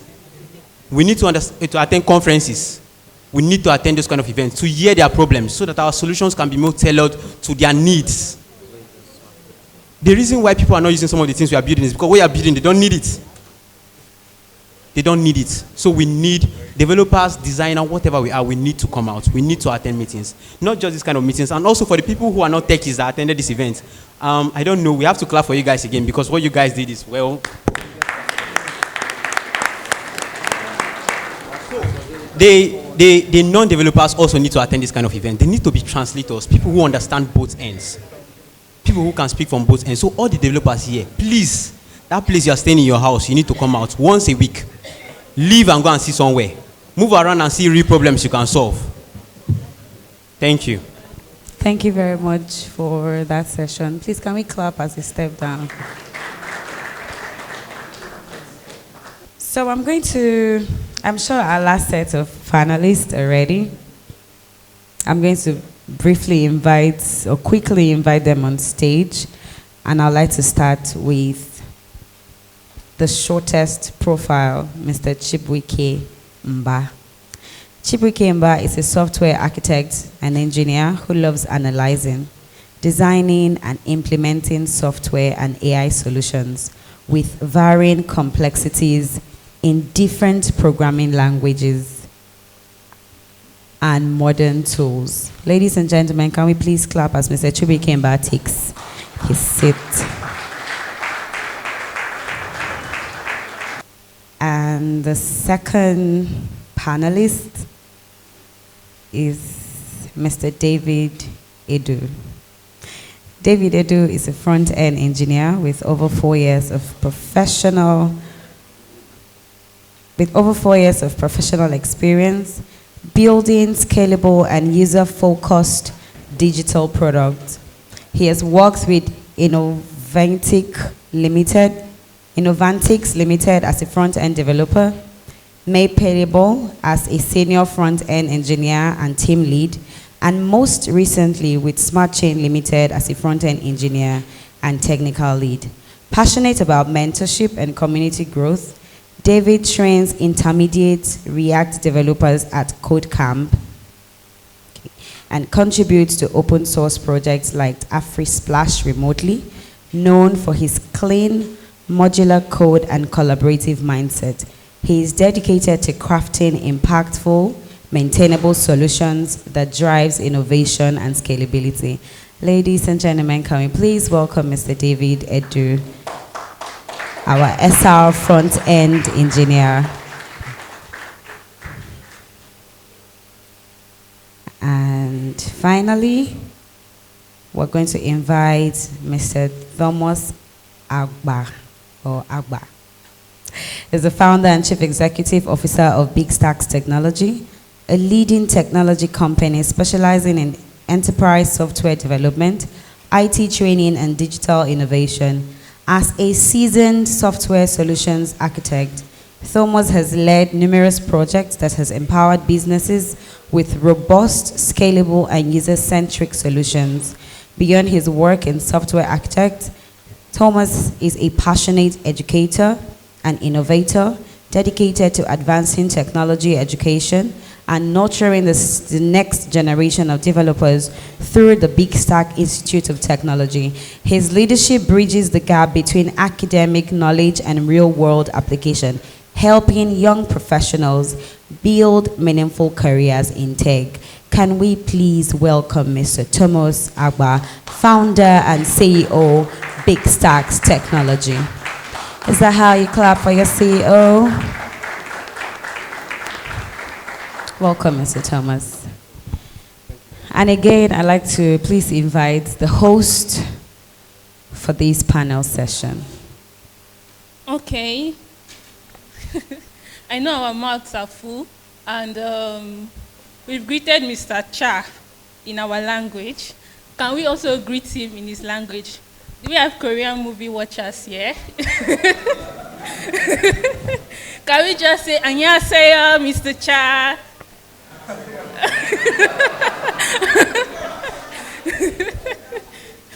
So welcome, Mr. Cha. Thank you for having us. Mr. Goodluck, please, we are missing you on this stage right now. Can you please join us on stage? CEO of Jacob Limited. Welcome to session 3, Bridging the Gap Between Developers and Businesses.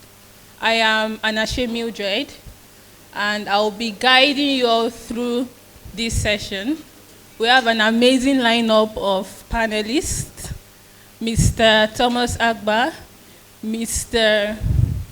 David Edu, we have Mr. Chibuike Mba, and Mr. Goodluck. You're welcome. So I'm certain there are a lot of talented developers and creative business minds in Calabar. And these speakers will help us try to understand what could be the missing link between businesses and developers. Like the business world, and they bridge it and help us understand what's going on. Like, how can we merge this? How can we understand? How can we be both business minded and also be a developer? So for this session, we have some questions and answers for the panelists, and we'll take, I think we are running out of time, so let's see how it goes. But I'm thinking 2 questions from the audience, and then the panelists will wrap up with, they'll leave us with 1 practical action we can apply on our next project. So I remember Mr. Patrick Ndifon, absent, mentioned that we don't really lack tech talent in Calabar, but we lack entrepreneurial talent. That's understanding, like the true understanding of how to run a business, because truly it takes the grace of God. So to Mr. Thomas, Big Stack Technologies, how does Big Stack Technologies approach bridging the gap between technical talent and business needs in real projects? Okay, good evening, everyone. Hope you can hear me very well. All right. Very quickly, I think the thing here about businesses, first of all, is that there's quite a misalignment between businesses and developers. And most times when you get jobs from businesses, especially here in Calabar, you find out that those businesses see these what they call it, projects as an expense rather than as an investment. So you just imagine, as a business owner, you are seeing this as, or let's say you want to build a website, and then you are seeing that, okay, you're going to spend 500,000 to build a website, and you say, oh, that's an expense. What am I even going to use this thing for? You know, you start checking your profits, and now thinking about how you would, you know, you spending this money, what's the return on investment?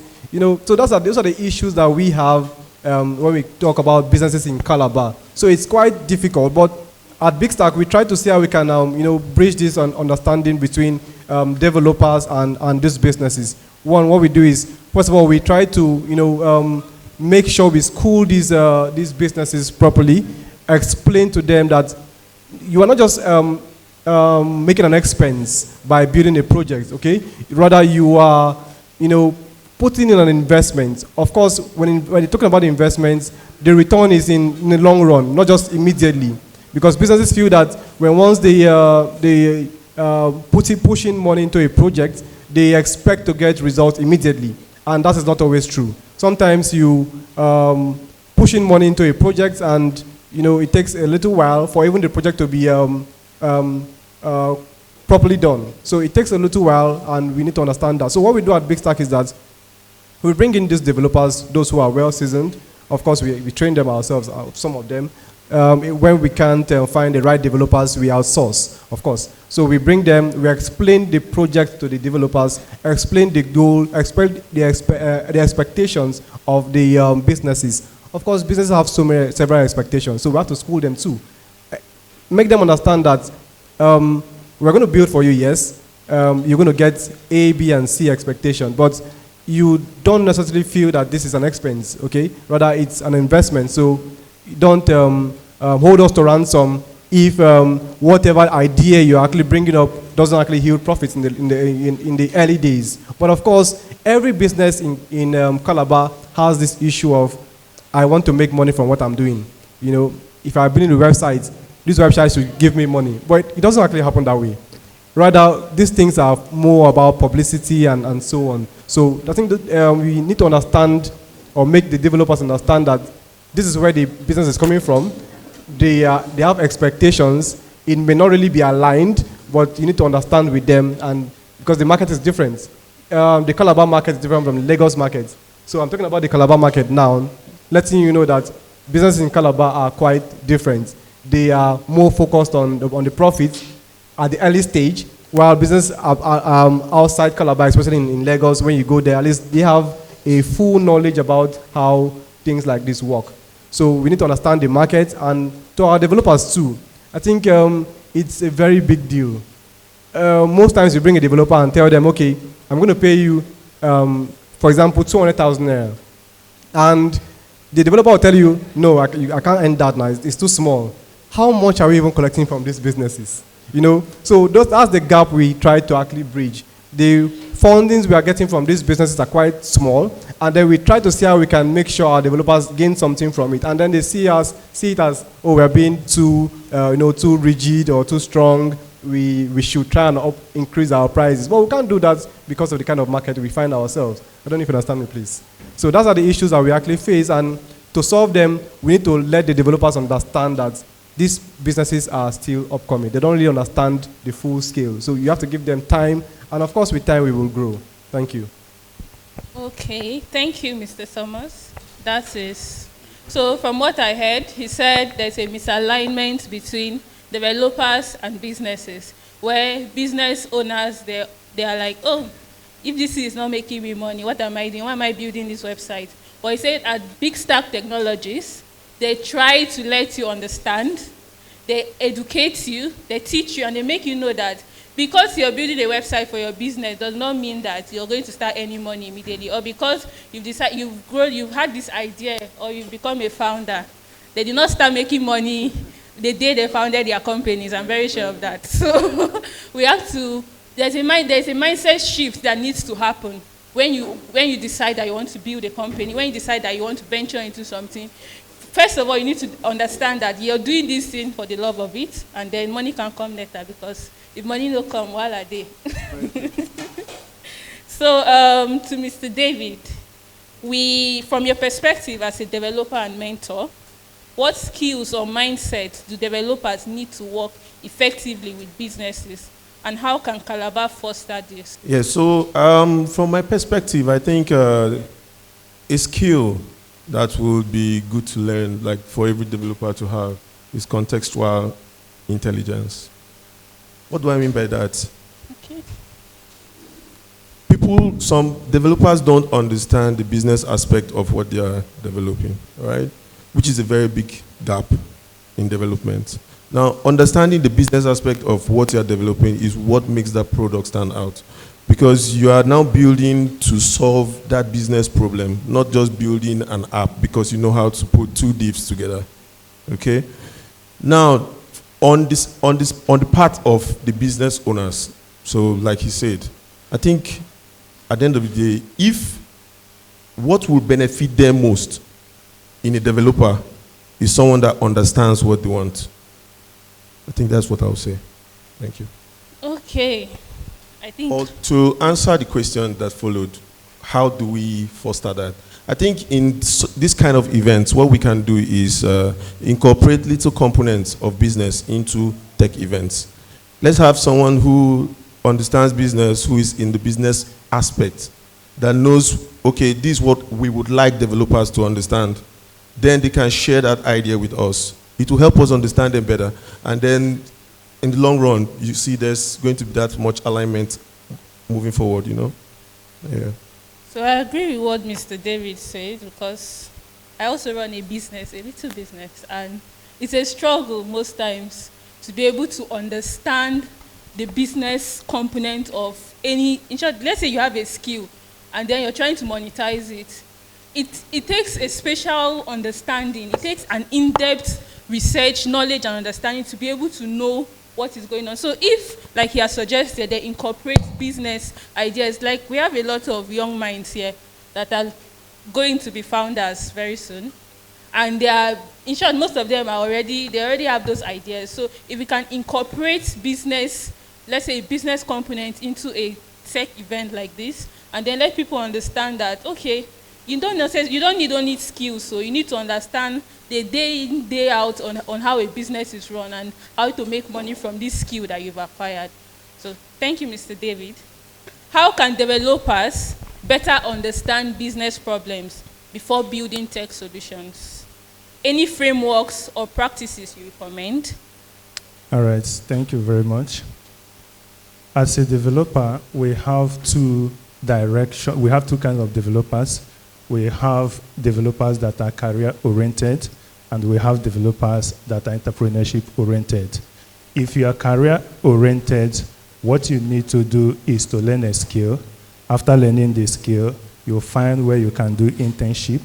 Then from there, you can keep on building your career, keep on learning, and keep on growing. All right? So whichever team you find yourself, the business folks of your team takes care mainly of the business discussions with the client. But as a developer, quite all right, it's good to have a bit of knowledge as a career-oriented, a bit of knowledge of business so that you can be able to understand the pain points of the client so that you can be able to translate it into code. Now, for entrepreneurship-oriented developers, we have two kinds of projects. We have custom projects where company invites you to build a custom solution for them. Then we have commercial products. When you look around, you find a challenge, and then you try to create a product around it. So when it is a custom project, you need to be able to relate with the client, and then you start building the project. During the development, the client has to be in the loop in the development process so that they can be able to understand how the system you are building goes, and then if it aligns with them, they will be okay. If it does not align with them, they will not ask you question, okay, adjust this way, adjust this way, so that at the end of the day, you're not the one using it. It is the clients that are using the projects, going to use the software. So when you are building software, you don't build it in isolation. Sometimes developers build application and then they put bells and whistles and all those things into it. The clients that are going to use the application, it seems like they are going to go and get PhD to learn how to use the application. Instead of solving problem, you are making it more complex for them. So, but when the clients are in the loop, understand, it helps you to understand what they want, and then you'll be able to address it. The other one is a commercial product. When you identify about a particular problem.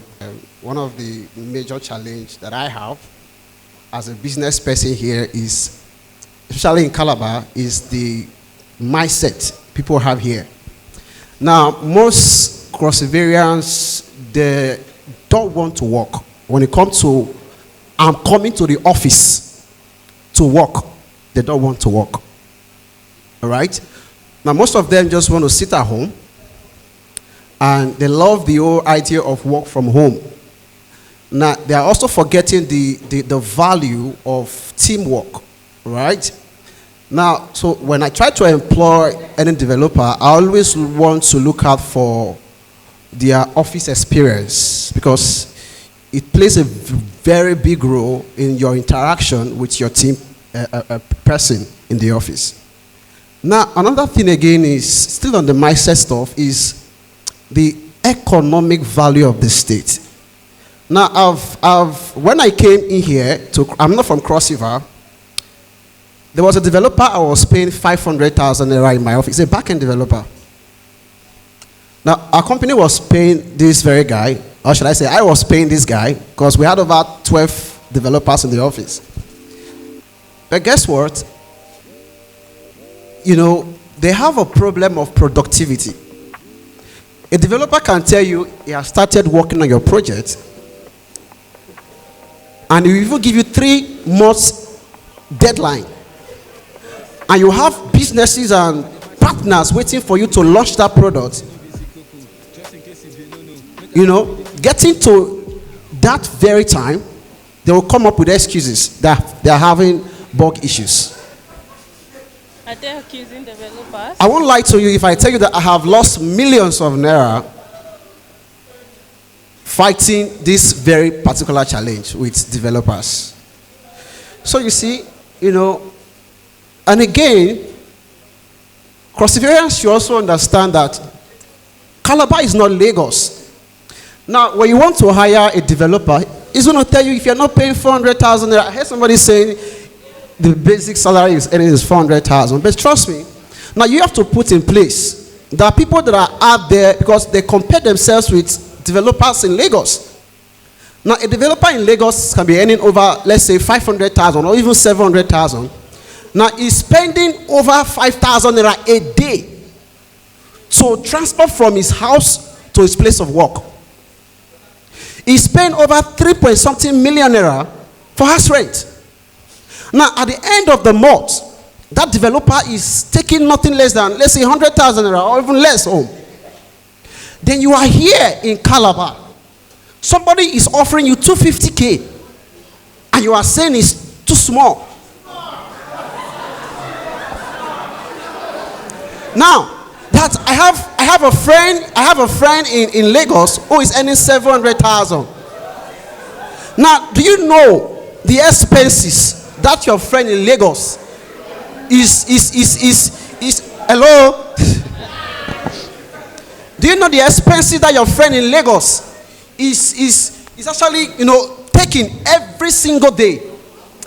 Spending over 10,000 naira to and fro to work times 31, okay, let's say 21 days. Then paying over 3-point-something million naira for a just 1-bedroom or 2-bedroom apartment. Then you are saying 250K is small for you to earn in Calabar, or let's say 300K.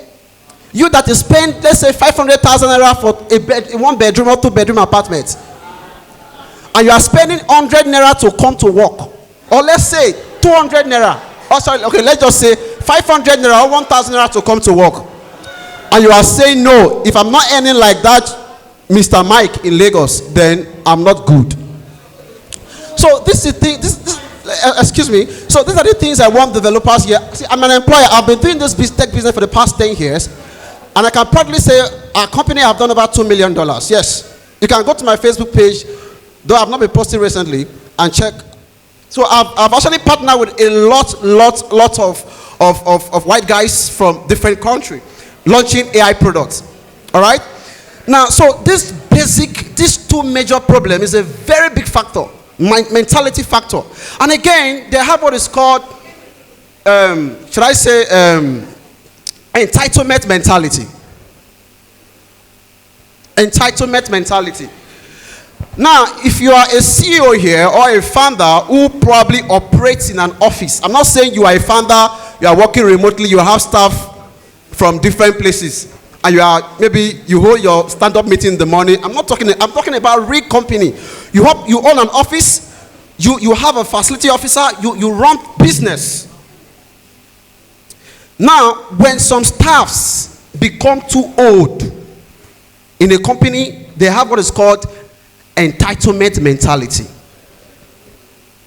They lack the track of commitment, the track of value, and they are more focused on the money than the vision. They are more focused, I have been in this company for 3 months, I need a raise.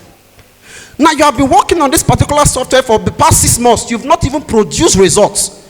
But because you have been in this office or in this company for the past 6 months, and probably the CEO is praising you, you are doing well, come on.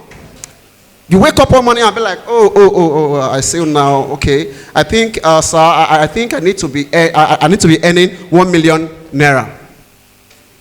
Yes, you want to leave. They don't respect contract here. They don't respect contracts. If you are an employer here, I think you understand what I'm saying. They don't respect employers' contract here. So these are the major challenges we employers will face in business when it comes to local developers here in Calabar. Okay, was it a few months ago, I sent out a flyer for recruitment. Somebody will say something. Over 99% of people that applied for a job are from Lagos. Somebody said that, yeah, I think one of these guys. 99% of people, I sent the job recruitment on Indeed. Over 99% of people who apply for that job are not from here. Then what happened to Crossivarians? Okay, very few Akwa Ibomites. What happened to Crossivarians? They don't want to work. So these are the problem, all right? That we employers, and I'm pretty sure some of you understand what I'm trying to say here. My very good friend, Thomas, I've known him. And he has even come to help me, in my office. You see, so these are the challenges we are having. Thank you very much, and God bless you. Okay, Mr. Good luck. That was a lot. So they are attacking developers. Developers are eating. Developers in the house.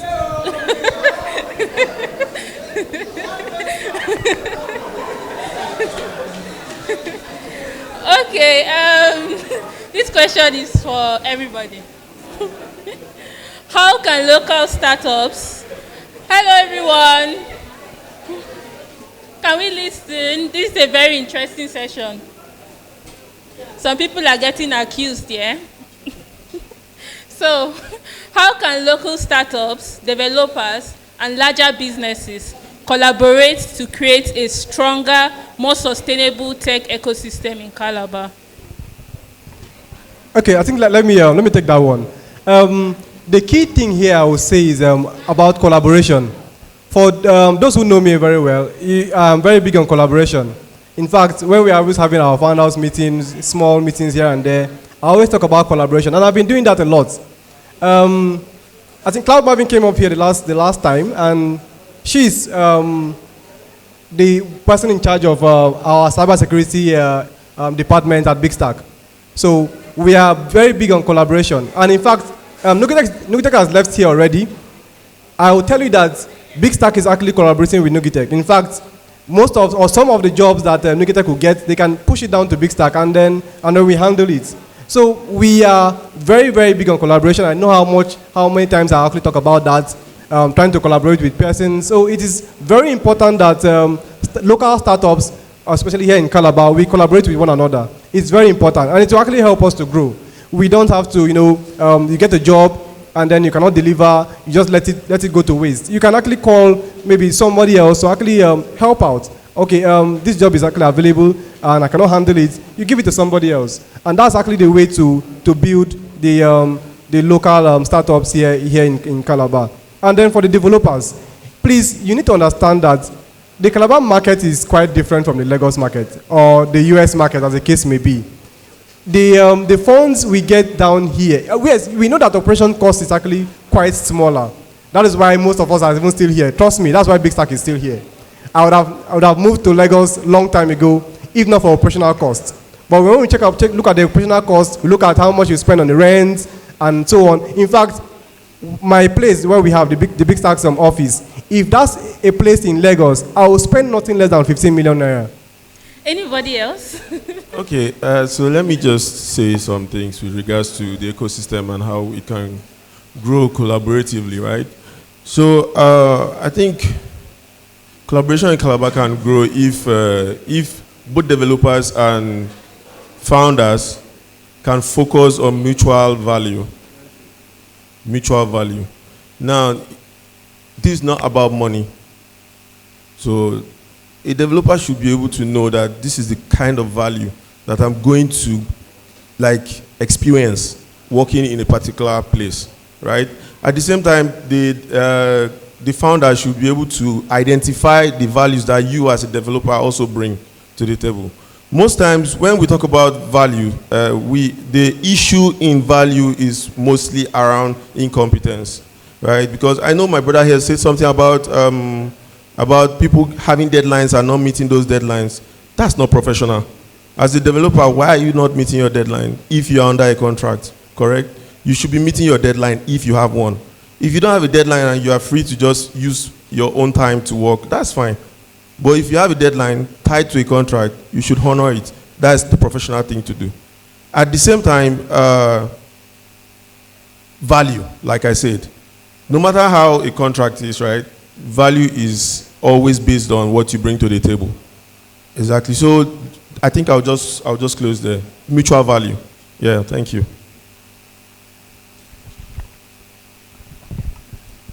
All right, thank you very much. When it comes for collaboration of software developers and then the businesses, at Kemonai, which is we're into software development, mobile app, and generative and agentic AI, we have a number of developers that we work with. When we get a project, we assemble the developers and then discuss about the product, and then we start. Sometimes when you get a project as a founder, you assemble developers and then give them employment. In most cases, they will be taking outside gigs, and then already assured that their salary at the end of the month is settled. So they will be paying you somehow. At the end of the day, the business suffers. Then it is that outside gig that they have taken. They know that if they don't deliver that project, that they are not going to be paid. So in that case, they take that one serious. Then you that employ them, you will be suffering. Understand? So developers need to change that mindset. It is not good at all. So at Kemonai, we train people on AI and then different software development. After it, because we are doing what we teach, we take some of the bright ones for internship. Then after the internship, we still retain some of them that want to stay. Some of them that don't want to stay can go. So we have trained people over the years. So in this industry in Calabar, I've been here up to 20 years. Patrick was mentioning about Idea Hub and all those things. When we started in Calabar here, there was no such thing. Where we do the hub were cyber cafes. You go to cyber cafe, you go night browsing, you carry your laptop, you do your thing. Where we network is kind of computer shops and the system and all those places. That is where we network. But things have been changing. Most of the people that I started with, some of them are in Europe, some of them are in Canada.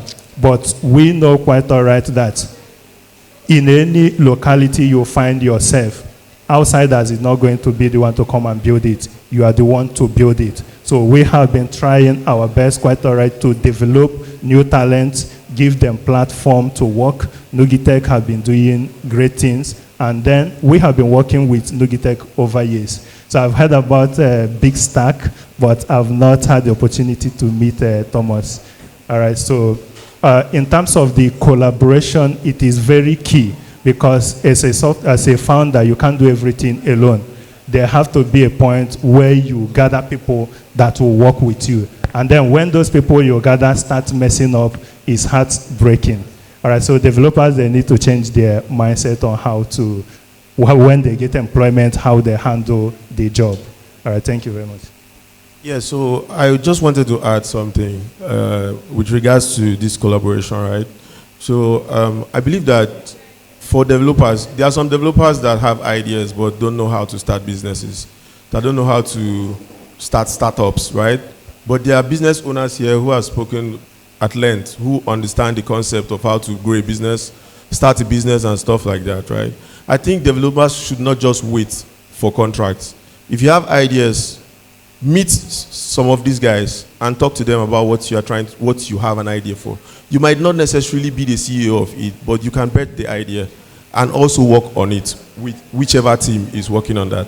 Secondly, I would like to also add that founders in general should also open their doors to low-risk projects where they can use, those low-risk projects that they can use to build trust, with developers. So you see a developer that has a dream, you can bring him in and see how you can. It might be risky, but that just put in that effort to bring somebody up. Yeah, thank you. Okay, thank you. I would like to take the question again.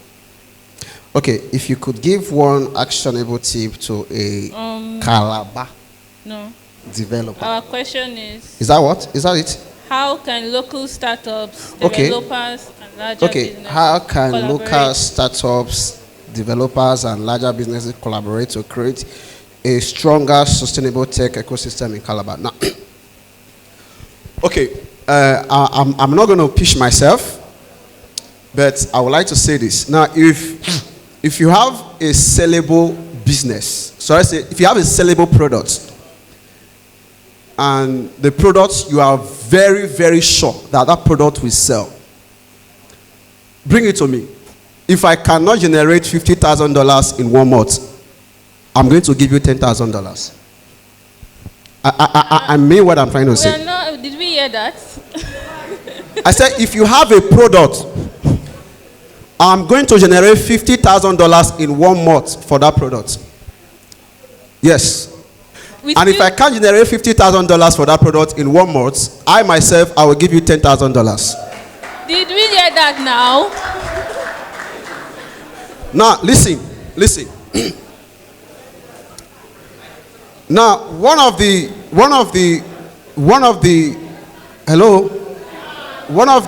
challenges that local businesses in Calabar, let me use the word, developers are having in Calabar is this. Number one, when you become too, should I say, you are a developer, there's this egocentric character of you not wanting to collaborate or wanting help from another person is a major problem, right? And I really want to appreciate the person of Mr. Amani. I've known Amani right from when we started, and I think he worked on one of our AI software, Waverly AI, back then, and to build the stuff when we ran into some issues.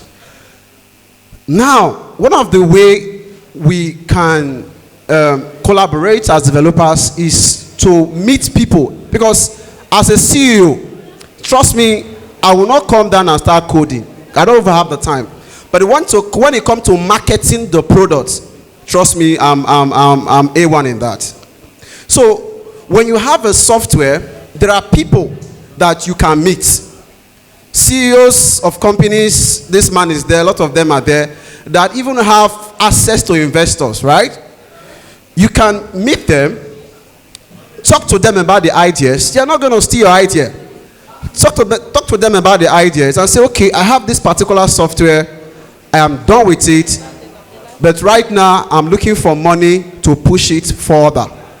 There are people here that will help you to push it further. I'm not an investor. By God's grace, I have built a customer leads of over 100,000 for the past 7 years of my life in tech. All right? So, now I want to ship in something too. If you are a developer that have an idea, like this young man here, and you feel there's no money to scale your product up, why not go on Code Kayon?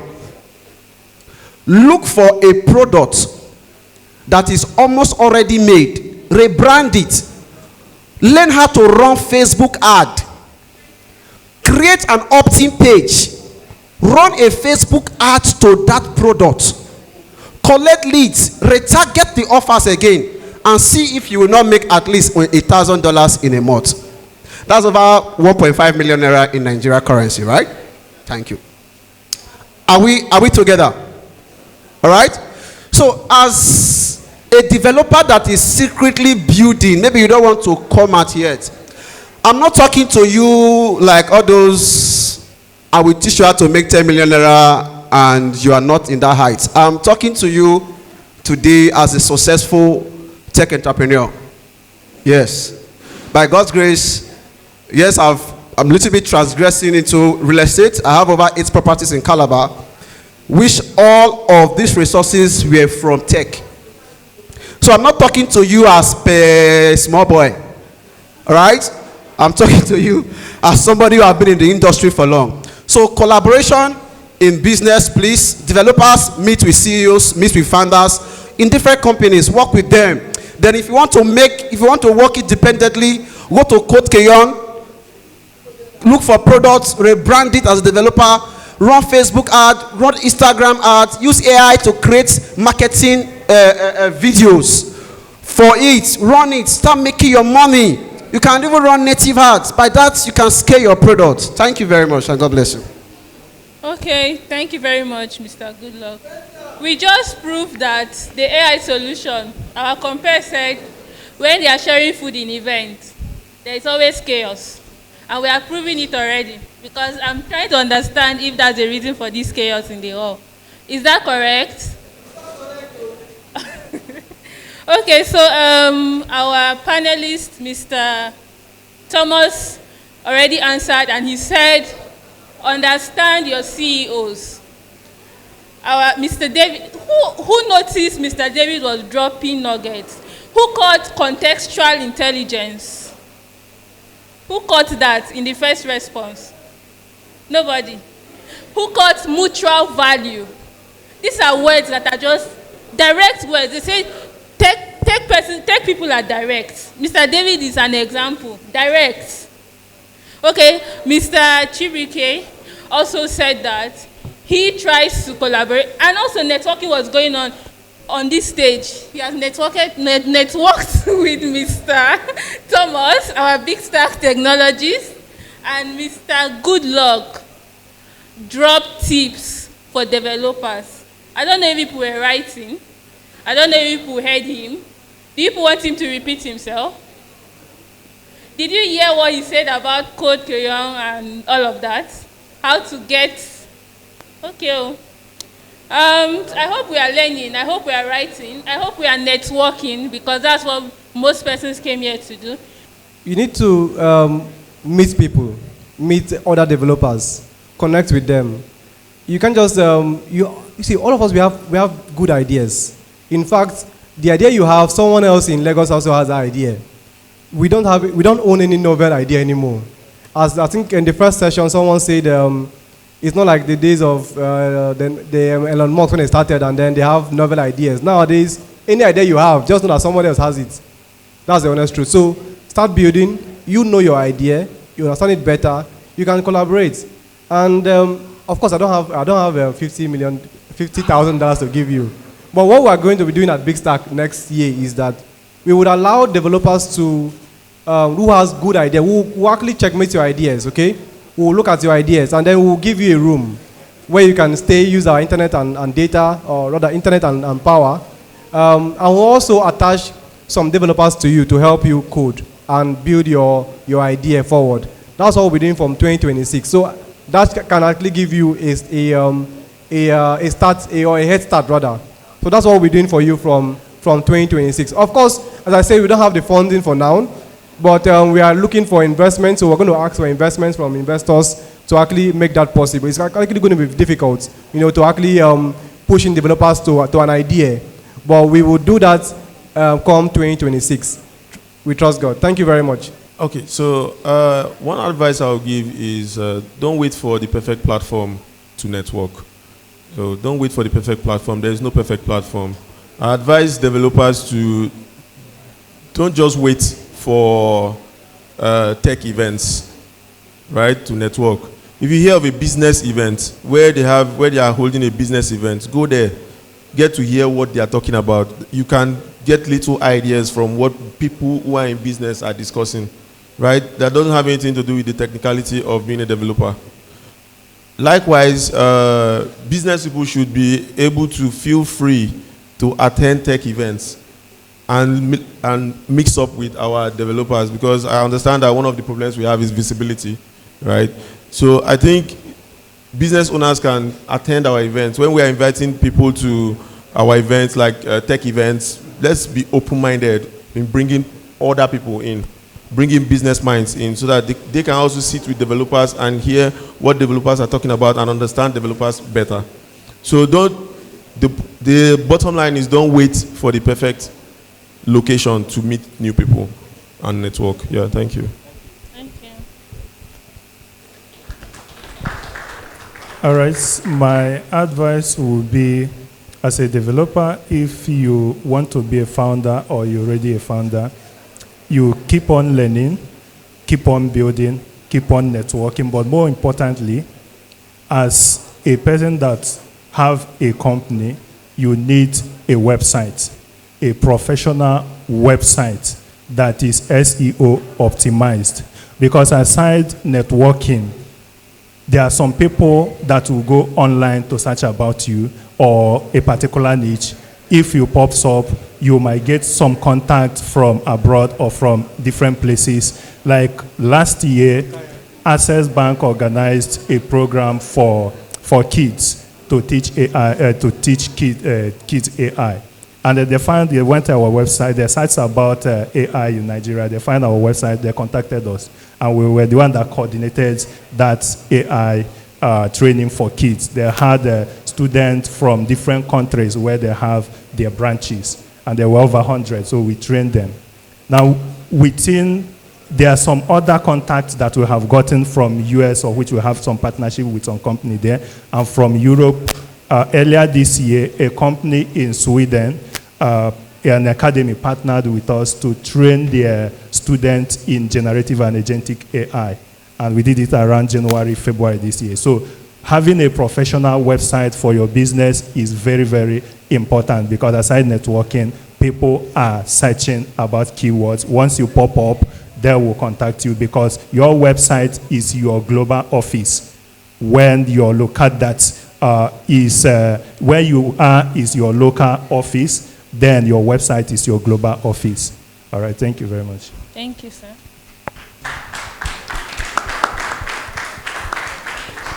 Okay, my advice is this, okay? This is to developers who want to become founders. Vision is not fully formed. Your ideas is not or can never be fully formed. All right? Now, when you have an idea, don't wait to completion, or don't wait to say, oh, this idea, I want it to be this vast. If the idea is solving a single problem, push it out, because visions are not fully formed. Number two, I want you to shun procrastination as developers. I know sometimes when you sit on that table, you get tired sometimes, and I will do it tomorrow and all that. The world is moving at a very fast pace, like Jesus Christ. Very, very fast. AI models are coming in almost every week. Today, you see Google bringing out one video AI software. Tomorrow, one company in China is bringing another one. Another company in Korea is bringing another one way better than the first one. So whatever you have, ship it out. All right? I think that's my little advice to developers. Thank you very much to everyone on this panel. So, I was going to be surprised why you did not clap for Mr. Goodluck. Mr. Thomas said that we should start building. That's his tip. Start building, don't wait. There's no time. Time is not waiting for you. Well, Mr. David said that there is no perfect opportunity to network. Every opportunity is an opportunity to network. Go out, leave your comfort zone, anywhere you find yourself, network. You don't know who you're meeting. Mr. Chibike also emphasized on visibility. Make yourself visible. If you have a product, make it visible. Let people see it. You mentioned SEO optimization of your website. If you have an already existing website, try to do that. If you don't, try to make it, try to optimize it.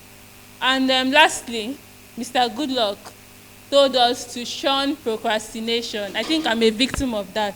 So, and I'm very sure there are a lot of persons that are victims of procrastination in this hall. So as much as possible, shun procrastination. If you want to do something, now is the time to do it. Not tomorrow, not next tomorrow, not when I sleep and wake up. Now, start today.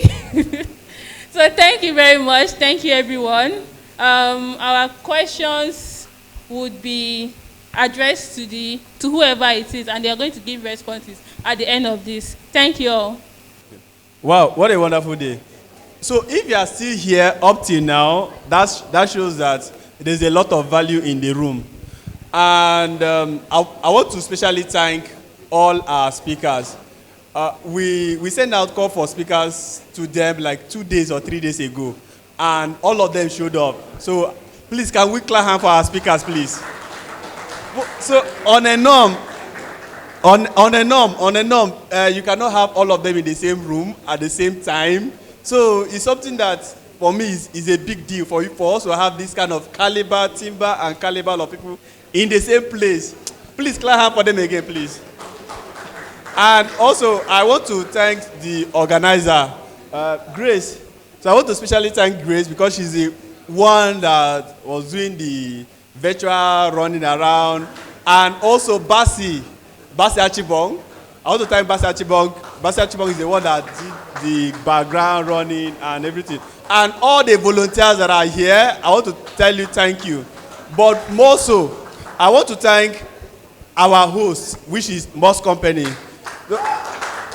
Yeah, you can do that. Yeah. It's not easy. It's not easy. My boss took 22 hours flight to Nigeria, 22 hours flight. And out of the 22 hours, he came to Calabar. Please clap hand for him. It's not easy. So he's here because he has seen something in Calabar, and that is the same thing that he's here to do. So thank you for staying up to this point. And don't forget the link for hiring. For those who are registered, we have your email. Okay, and I want to say thank you for you being. Please, can you hand of applause for yourself again, please. Please clap hand for yourself. It's not easy for you to be here. So thank you for being here. Thank you for staying to this point. Please, I think it's time for. Thank you. One more.